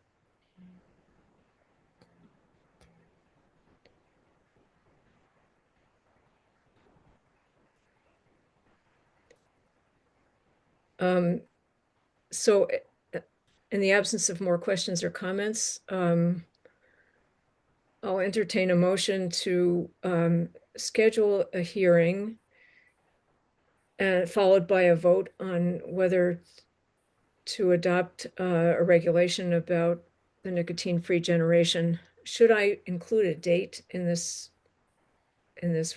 motion or not? Well, so let me say first, Kay, I have not received our draft back yet from town council. So that's definitely a factor. The further out we schedule it, probably the better off we are. So maybe we look at sometime between our October and November meeting, or maybe even after our November meeting. That's up to you guys. And even still with this hearing, I mean, to Steve's point, that there hasn't been a whole lot of Dover residents that have come forward really with this initiative. This hearing's kind of their opportunity to do so. So as far as that hearing goes, I mean, we don't really know what to expect, right? There could be 300 people there, all for or all against. We don't know, so we still have to see how that plays out. Just because we're doing the hearing doesn't mean this whole thing's a slam dunk. So I just wanted to make that point. There's still things that kind of have to play out here. So yeah, that's all. I just wanted to add that before we made any kind of motion. Steve? I also think it's rather extraordinary to schedule a hearing and a vote at the same meeting. In my experience, that's not unusual, but I think if you asked people in the town who would know about that sort of thing, you'd find it pretty unusual. Well, town council has confirmed that it's okay to do it that way for what it's worth. There's nothing wrong with doing it that way. But I get your point. I myself think we have to have the language of the proposed regulation before we can schedule a hearing. And I think we should, I hate to keep kicking the can down the road, but I want to be sure we do this right. If, let's say we get, let's say in a month from now, we get the proposed regulation back from town council. I think we then have to vote on whether to hold a hearing about it, right? Because we don't, I mean, we understand what the gist is, but we don't have the language. Am I being overly picky about this? No, I mean, it's kind of hard to set a concrete date when we don't have the finalized draft in hand, right? Yeah. And we probably should, when we announce the meeting, post it and provide the opportunity for citizen comments online too. I think that would be a sensible approach. Probably I mean, the regulation itself is not going to be very long, so the Yeah. content of it could be included in the posting. In fact, maybe that's required. I would assume maybe Yeah, it is, usually a summary of the changes. without a word for word. But still, I guess what I'm saying is we should kick the can down the road again while we wait for Nina's office to send us That the makes draft. sense. Yeah, I mean, honestly, Kay, they've had them for a while, so they're probably done. They just haven't been sent to us. Yeah, So I can follow up with her today. So should hopefully get those any day now. But if we just want to, happy to bump this to October if that's what the board wants to do. I think we have to, because I think we need to see the language. Sure, that works. That way you all have time to look at it as well. Okay. So do we need to vote on anything right now? I don't think so, since we're going to table the decision about a date. Yeah. All right. So, moving on. Oh, shared services. Was there? Jason, did you finish about shared services? I can't remember. I said nothing about shared services actually, but if you want to circle back to that item, we can talk Yeah. a little bit about it. Yeah, so I just kind of wanted to give I like to do a periodic update on this with you guys, just kind of let you know what's going on with shared services, since Dover spends a lot of time with that group. Kay knows this as well as I do. A lot of hours spent in meetings and doing different things over the course of the month, so it's good to keep you guys in the loop. So biggest thing with the group right now has been staffing. The group just lost its assistant shared services manager. She moved on to be the health director in Dedham. They also lost the shared health agent, which we talked about at one of our prior meetings. She was helping us out with our food inspections. So that was definitely a loss for us when she moved on. Sherborne and Medfield have also been short-staffed with their health departments. Sherborne just filled their health administrator role. It's a full-time position. She's been with them a couple of months now. Medfield just recently filled the same position, health administrator. It's kind of their director. I don't know why they call it administrator, but it's more or less the same idea. Medfield just filled that role as well. We've also been working with the group to hire a shared medical director. So that's one of the things we've been working on. I can't say definitively we've made a ton of progress on that, but we have had discussions about it. And I've been on an interview panel for the shared health agent position. We are currently in recruitment for that. So done a few interviews for those. I don't know that we've hired anyone officially yet, but that's at least in the works. So that's hopefully someone who would be able to offer us, direct help in the form of inspections or whatever else it may be.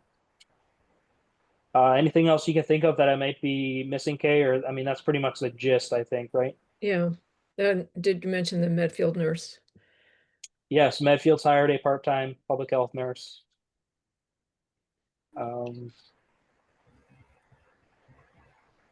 Steve? Steve, When go ahead. you give us these monthly reports, could you share with us, no pun intended, just what has evolved that's positive out of our agreement during that month? It's a good question, Steve. It was certainly value added when we had help with our food inspections, but currently September 2025, I don't know that I have a great answer for you for as far as what tangible value it's giving us day to day.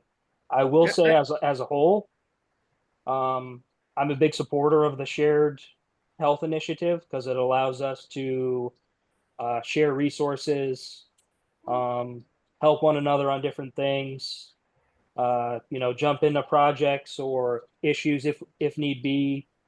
So even though we may not see something day to day, I think in the grand scheme it helps us. So I'm sorry, Kay, I cut you off. You were going to say something? Well, I was going to talk about that. I think right now, there's tremendous value for public health nursing in the shared services group. Yes, That there's a absolutely. cohort now that Sherburne and Dover have a public health nurse, and Medfield's hired one, and Needham has filled a vacant position. There's really a nice nucleus of nurses who collaborate and share resources, share information, support each other in countless ways. We did have that with the environmental health group in our shared services arrangement, but Yep. that got, I mean, my sense is that there is a big shortage of people who are qualified to serve in environmental health at the local public health level. Is that right, Jason? I mean, there just don't seem to be enough qualified applicants right now for these positions. Yeah, I mean, there's a health director position in the town over from where I live that's been vacant this entire calendar year. They can't find people to fill these roles. There's just not a lot of folks out there. Sherborne's new health administrator, she's excellent, very bright, educated, really sharp, but she's right out of school. I'm happy things worked out for all parties involved in that, but I don't think Sherborne was expecting to hire a new graduate when they went out trying to fill this role. I mean, it worked out that way, but so yeah, I mean, there's just not a lot of people. There's not a lot of RSs and those type of people that are out there, and free agents, if you will.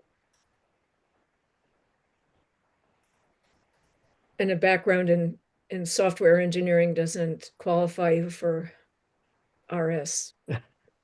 I may cover some of the science credits, but Maybe, to take your exam, but yeah.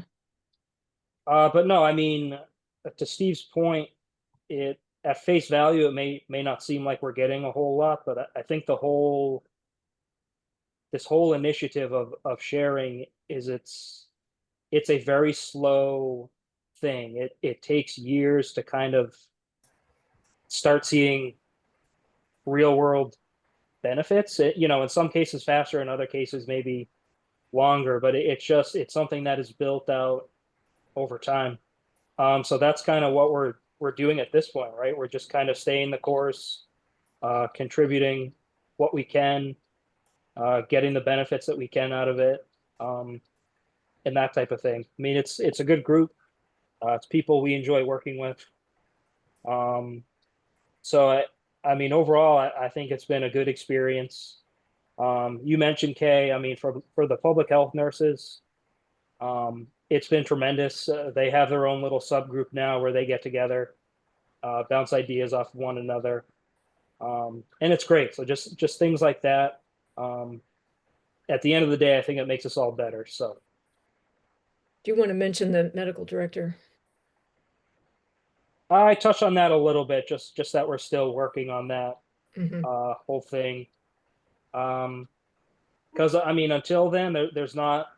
Gail can't really do much on the vaccination front, as far as actually administering vaccines herself, which hasn't really held us back to this point. But having Gail here, we would like to fully capitalize on her ability and us having this role. So sooner rather than later, we would love to fill that medical director slot, whether it's a solo Dover director or it's a shared director amongst our Charles River group.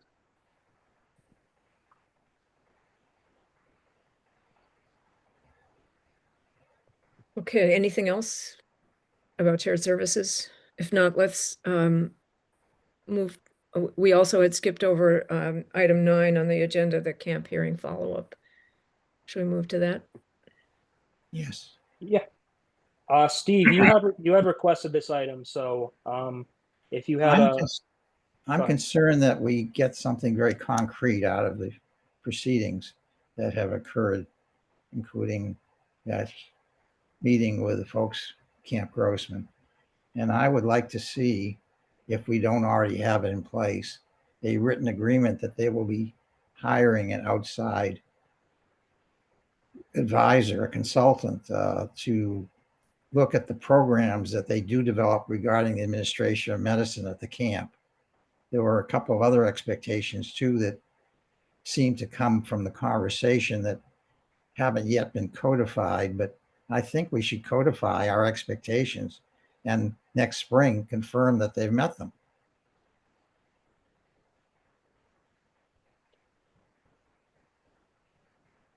So I gather we want to have them come back to a meeting sooner rather than later. Is that kind of what the group's feeling?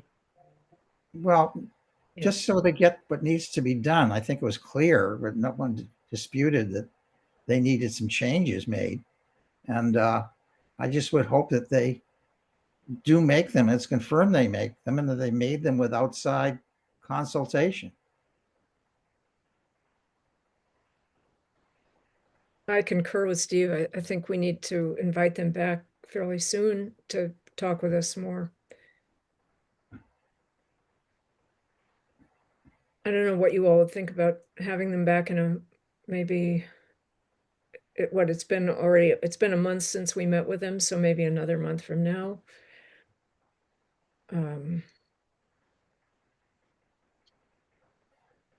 Sometime in October. And would we do that at a separate meeting or at one of our regular Board of Health meetings? No, I think we could just do that at one of our regular meetings. What do we say the next meeting is? October 6th? Yeah. Why, I mean, Why do don't we we want to give- do it that why don't we give soon? them until November? I mean, Yeah, I Yeah. think that makes sense. their wheels grind slowly, I suspect, but Yeah, we don't want them to grind so slowly that nothing happens next right. June. Well, why don't we target November?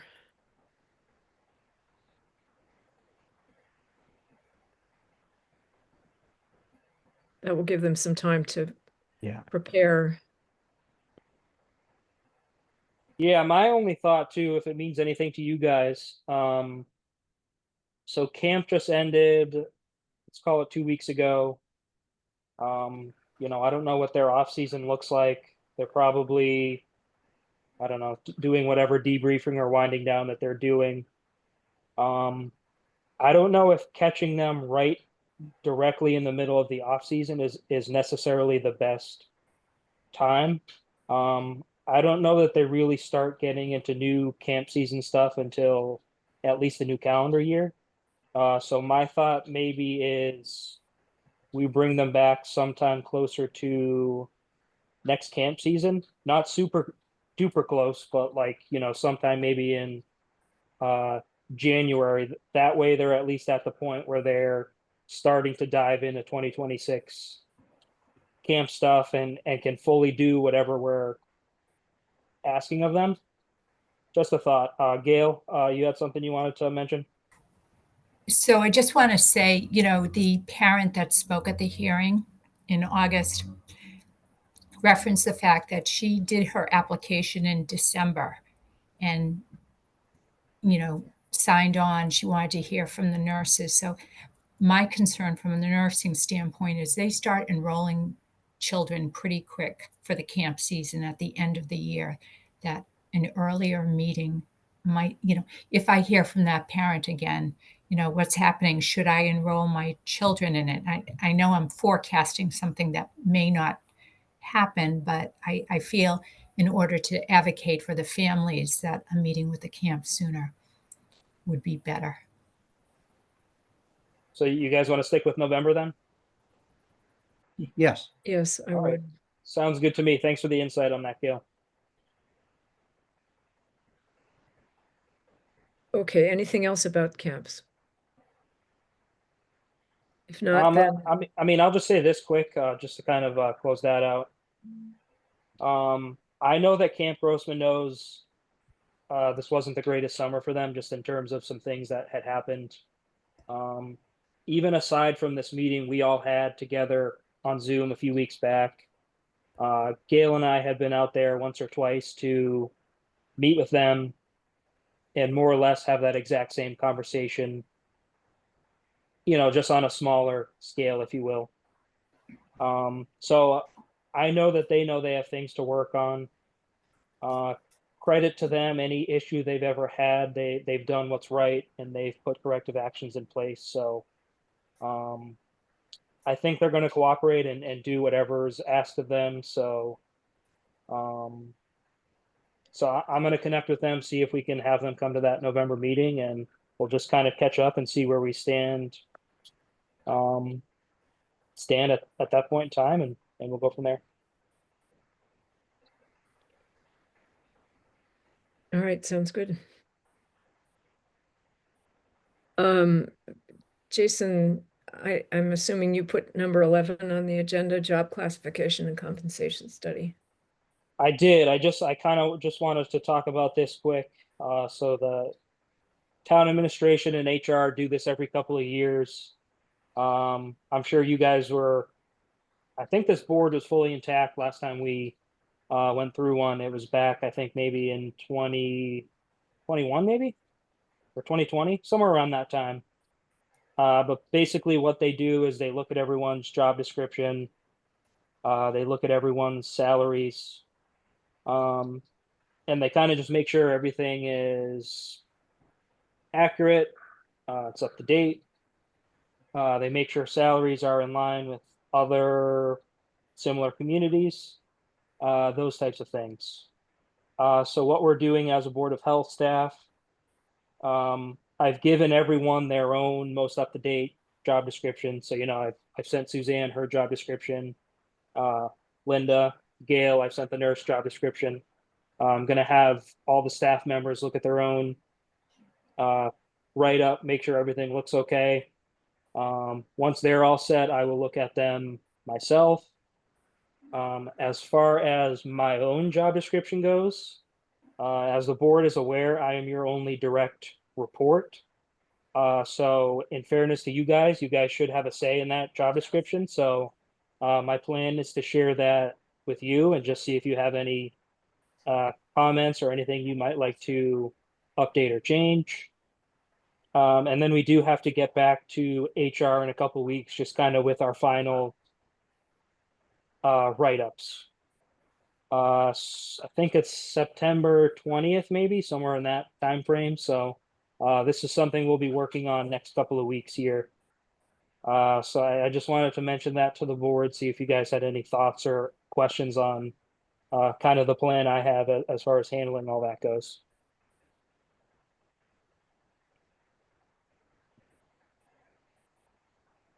So when do you think you'll be sharing your job description with us? It depends. What time's this meeting going to be over? Whatever time the meeting ends, plus add another minute. That'll be the time you guys will get that. So Great. Okay. Terrific. All right. Moving on. Deed restrictions. yes. Yeah, so I'll give some context on this one. It's starting to come up more and more often. I'm sure you guys have heard a lot about the ADUs and all those happenings.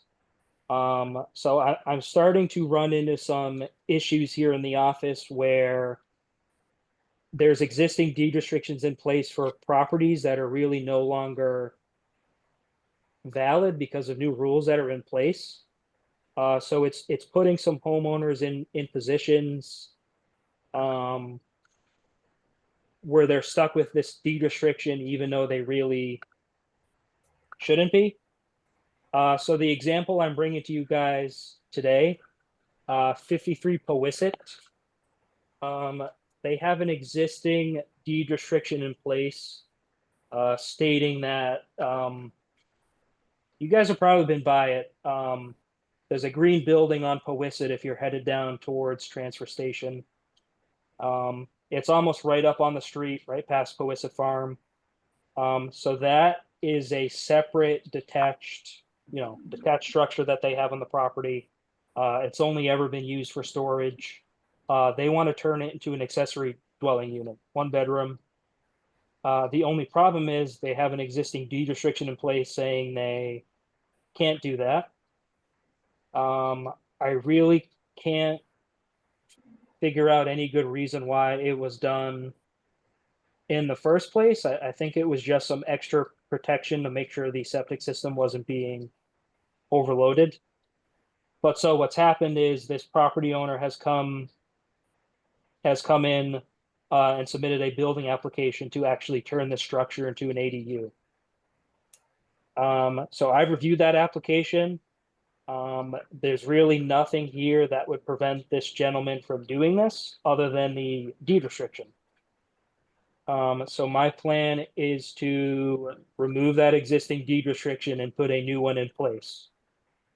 That would basically limit him to the number of bedrooms the septic has the capacity for, and would also make the existing deed restriction null and void. Now, going a step further with that, because we're going to run into these problems more and more, and even just our whole deed restriction and covenant thing, just as a whole, it's kind of a messy process where we have, I basically have to track down Kay and coordinate a time with her to come in and sign those, get it notarized either through town clerk or one of the ladies across the hall. And we're all busy. We all have our lives outside of here, of course. So really not fair to any one of the board members to have to track you guys down, bring you in to do this each and every time we have to do one, which is pretty often. If you're not familiar, it's required anytime you put in some type of innovative alternative septic system, or if you design for less than 3 bedrooms. So that it happens a lot in town. So we do a lot of these. So my hope is I'd like for the board to give me authority to be able to handle those myself in office, meaning homeowner signs it, gets it notarized, and then as a final step before we send it off to the registry, I sign myself and I have someone here at the townhouse notarize it.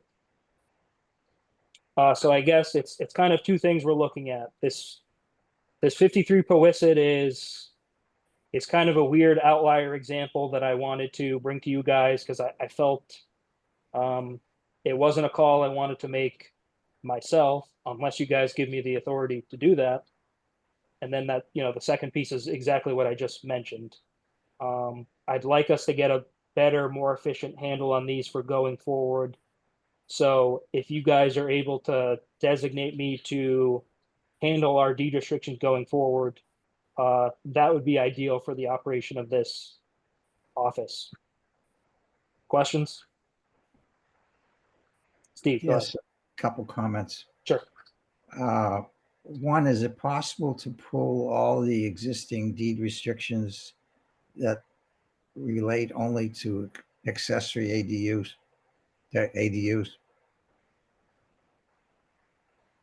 Possible, probably not. No. Okay. So we can't do anything proactively. No, yeah, I mean, it's a good thought. There's just like no way to search that or comb out those specific ones. Unfortunately, we have a lot of what I would consider to be messy deed restrictions in place that really honestly should have never been done in the first place. But nonetheless, I mean, those get recorded at the Registry of Deeds.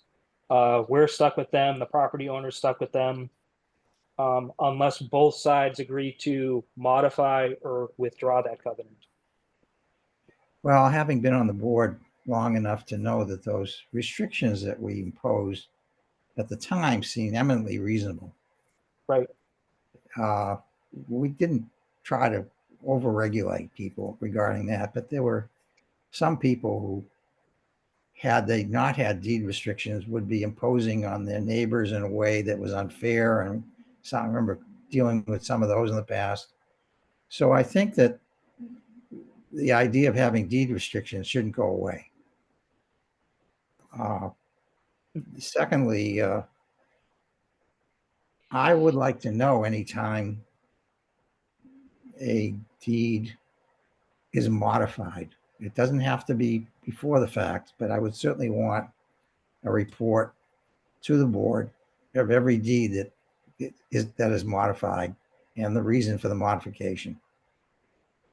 Sure, I think that's a good plan. I'm happy to do that. I'm sorry to jump in there, Steve. Yeah, but other than that, I don't have a problem with your taking that portion of what was previously a board responsibility. Right. So that's how I stand on that. I just wanted to make sure that it's entirely above board. Yep. And just to be clear too, Steve, covenants will not be going away. That's not what I'm driving at with all of this. There's very specific scenarios where we have to do a covenant by letter of the law. Yeah. Like I said, the two easiest examples, if you do a 2-bedroom septic design, you have to deed restrict it. There's no way around that. If you put in some type of innovative alternative system, that also has to be recorded in a deed restriction. So I try to keep it to things where it's absolutely necessary, because, you know, to your point from before, every property is unique, right? So some of these things just had to be done just because it was the right thing to do at the time. I mean, you guys Well, made some of them were solutions to altercations between neighbors. exactly that's what I mean. You made the best decision you could with the information at the time.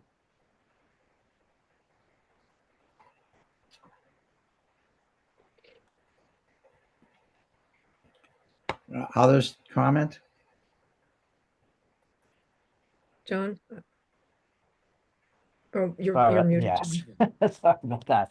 No, I think it's sensible to allow Jason to just take care of this. I have no doubt that he will discuss it with us ahead of time. Just having him handle logistics makes perfect sense. Or even after well, I suppose it's better that he discuss it but ahead of time, but it also could be after the fact, as Yeah. long as we're being notified of what's, Yeah. what, I mean, deed these are pretty restrictions are being straightforward, I think. yeah. This is not a reason to do things one way or another, but it will be interesting to see over time why these deed restrictions exist. Some of them will be obvious, but I mean, this is an example, you know, this probably would not be deed restricted in this era, this property. Yeah, and I did attach the existing and the proposed covenant to the meeting drive if you are curious. I mean, just to give a little bit more detail, it's a 5-bedroom single family house. The structure they're proposing 1 bedroom. It's a 6-bedroom septic design. It's already connected to the septic system, which I think is actually the reason the existing covenant is in place. It basically said they could connect to the system. They just couldn't have any bedrooms in there. So this was their way of, you know, this is the board's way of protecting themselves from, you know, inviting any extra living space or bedrooms in there. But you know, now they're pursuing this project to get that ADU built by the book. So that, you know, the new covenant's gonna say properties restricted to 6 bedrooms, 5 in the main house, 1 in the accessory dwelling unit. And you know, the second piece will be withdrawing that existing covenant. So it's just going to make it a lot more simplified, because if you look at the existing covenant, it's very long and, you know, goes on in detail about how the structure can do this, can't do that, all this stuff. So this is kind of a way of simplifying that whole thing. So that's the plan anyway. Great. Should make things more efficient for you, Jason, for the whole office. Do you guys want to vote on that just to make it more official, or what do you want to do? Sure, I think that's a good idea. Okay. Someone want to move that we all right, so I move that we grant Jason authority to sign off on deed restrictions, provided he communicates those with us. well put. Second, Second. in favor, aye, Kay Peterson. I, John Quack. Aye, Stephen Kruskow. Okay, moving on. Anything else on that topic? Nope. All right, old business.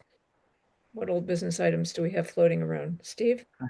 I'm just curious as to whether anything's happened on the water quality and conservation front that has come our way or that we're even aware of, because I guess there's no great appetite for the Board of Health to be involved on those scores in the town. I would say that's the case. Would you agree, Jason? Yeah, I mean, I went to a selectman meeting. You might have been on it too, Kay. It was probably a month or two ago, where they were discussing the different options that they had been exploring. But yeah, I mean, we really haven't been involved for the most part. Public water really isn't our avenue, of course. It's more in a selectman initiative, and it's more DEP's territory.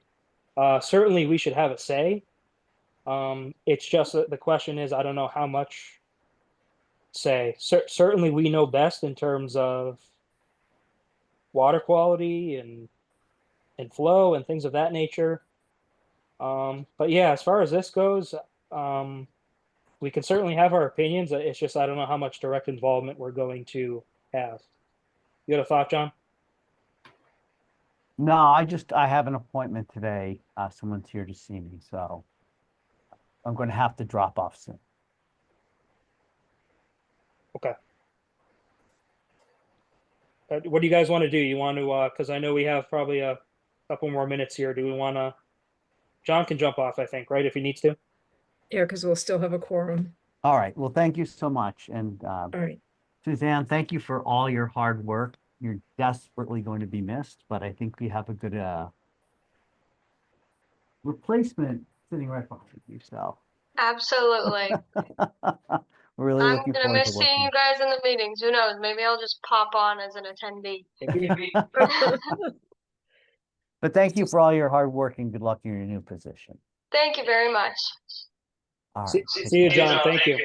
Bye, John. Yeah, I just figured we'd be a couple more minutes, so I didn't want to hold him up. Yeah. Sorry, where were we before? Well, Steve was asking about water. Oh, yes, yep. I don't have anything to add to that. I certainly don't think that. So I don't, my sense is that there is not any group representing a variety of different boards and committees in town that's involved in water. I don't know who's working on it besides the members of the Board of Selectmen, but we're certainly not involved at this point. Does anyone want to talk about what went on at the highway department regarding soil contamination?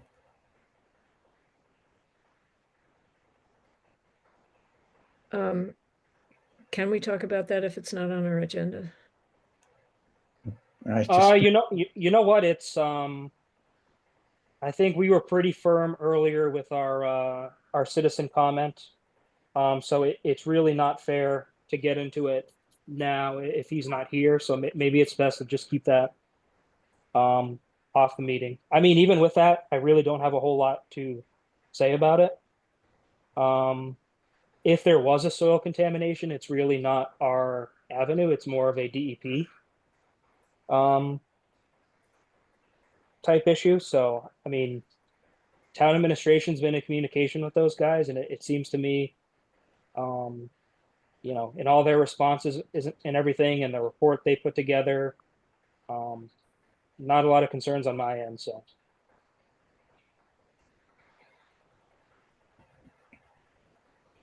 But anyway, I wanted to mention, so tomorrow is Suzanne's last day. And today was Sophia's first day with us.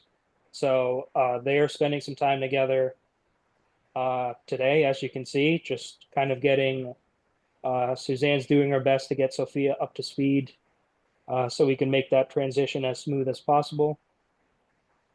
And I just want to wish Suzanne the best. She played an amazing role for our staff, and like John said, you'll be missed. But you're going to be awesome in your next role. So best of luck with everything. And Sophia, welcome aboard. We're really happy to have you. So yeah, we'll see how everything goes. Anything the board wanted to say on that? Well, I just reiterate what people have said about your work, Suzanne. It's been tremendous having you. You have many wonderful traits, but you're reliable, you're creative, and you're really fast and careful about your work, and you write really well. So that's a list of a few for you, but I'm sure. Thank you very Yeah, anyway. much. That means I'll a echo, lot. I'll echo that and hope that your fund of knowledge will still be available to us and for curbside consults going forward. Absolutely. And I'll just be upstairs. You guys can come and say hello anytime, and I'll come down and say hello. If I ever see you come down, I'll find you. Okay. Yeah, Well, we're just- glad you're just- staying with the town. I think it's the town is really going to benefit from having you continue. And your experience with the Board of Health, I'm sure, will help with.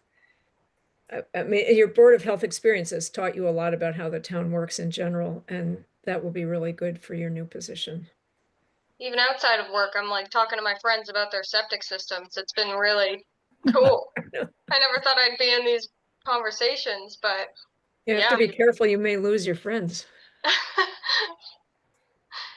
But yeah, it's been really cool getting this knowledge that I otherwise probably never would have had. It's been coming up in my life in ways that I never would have expected. So this has been such a great experience for me, and I'm just really appreciative that everybody on the board has been so supportive of me moving into this new position, and Jason's been so supportive as well. And I'm just gonna miss seeing you guys all the time, but I'll still be around. So I'm really happy that I'm staying in Dover.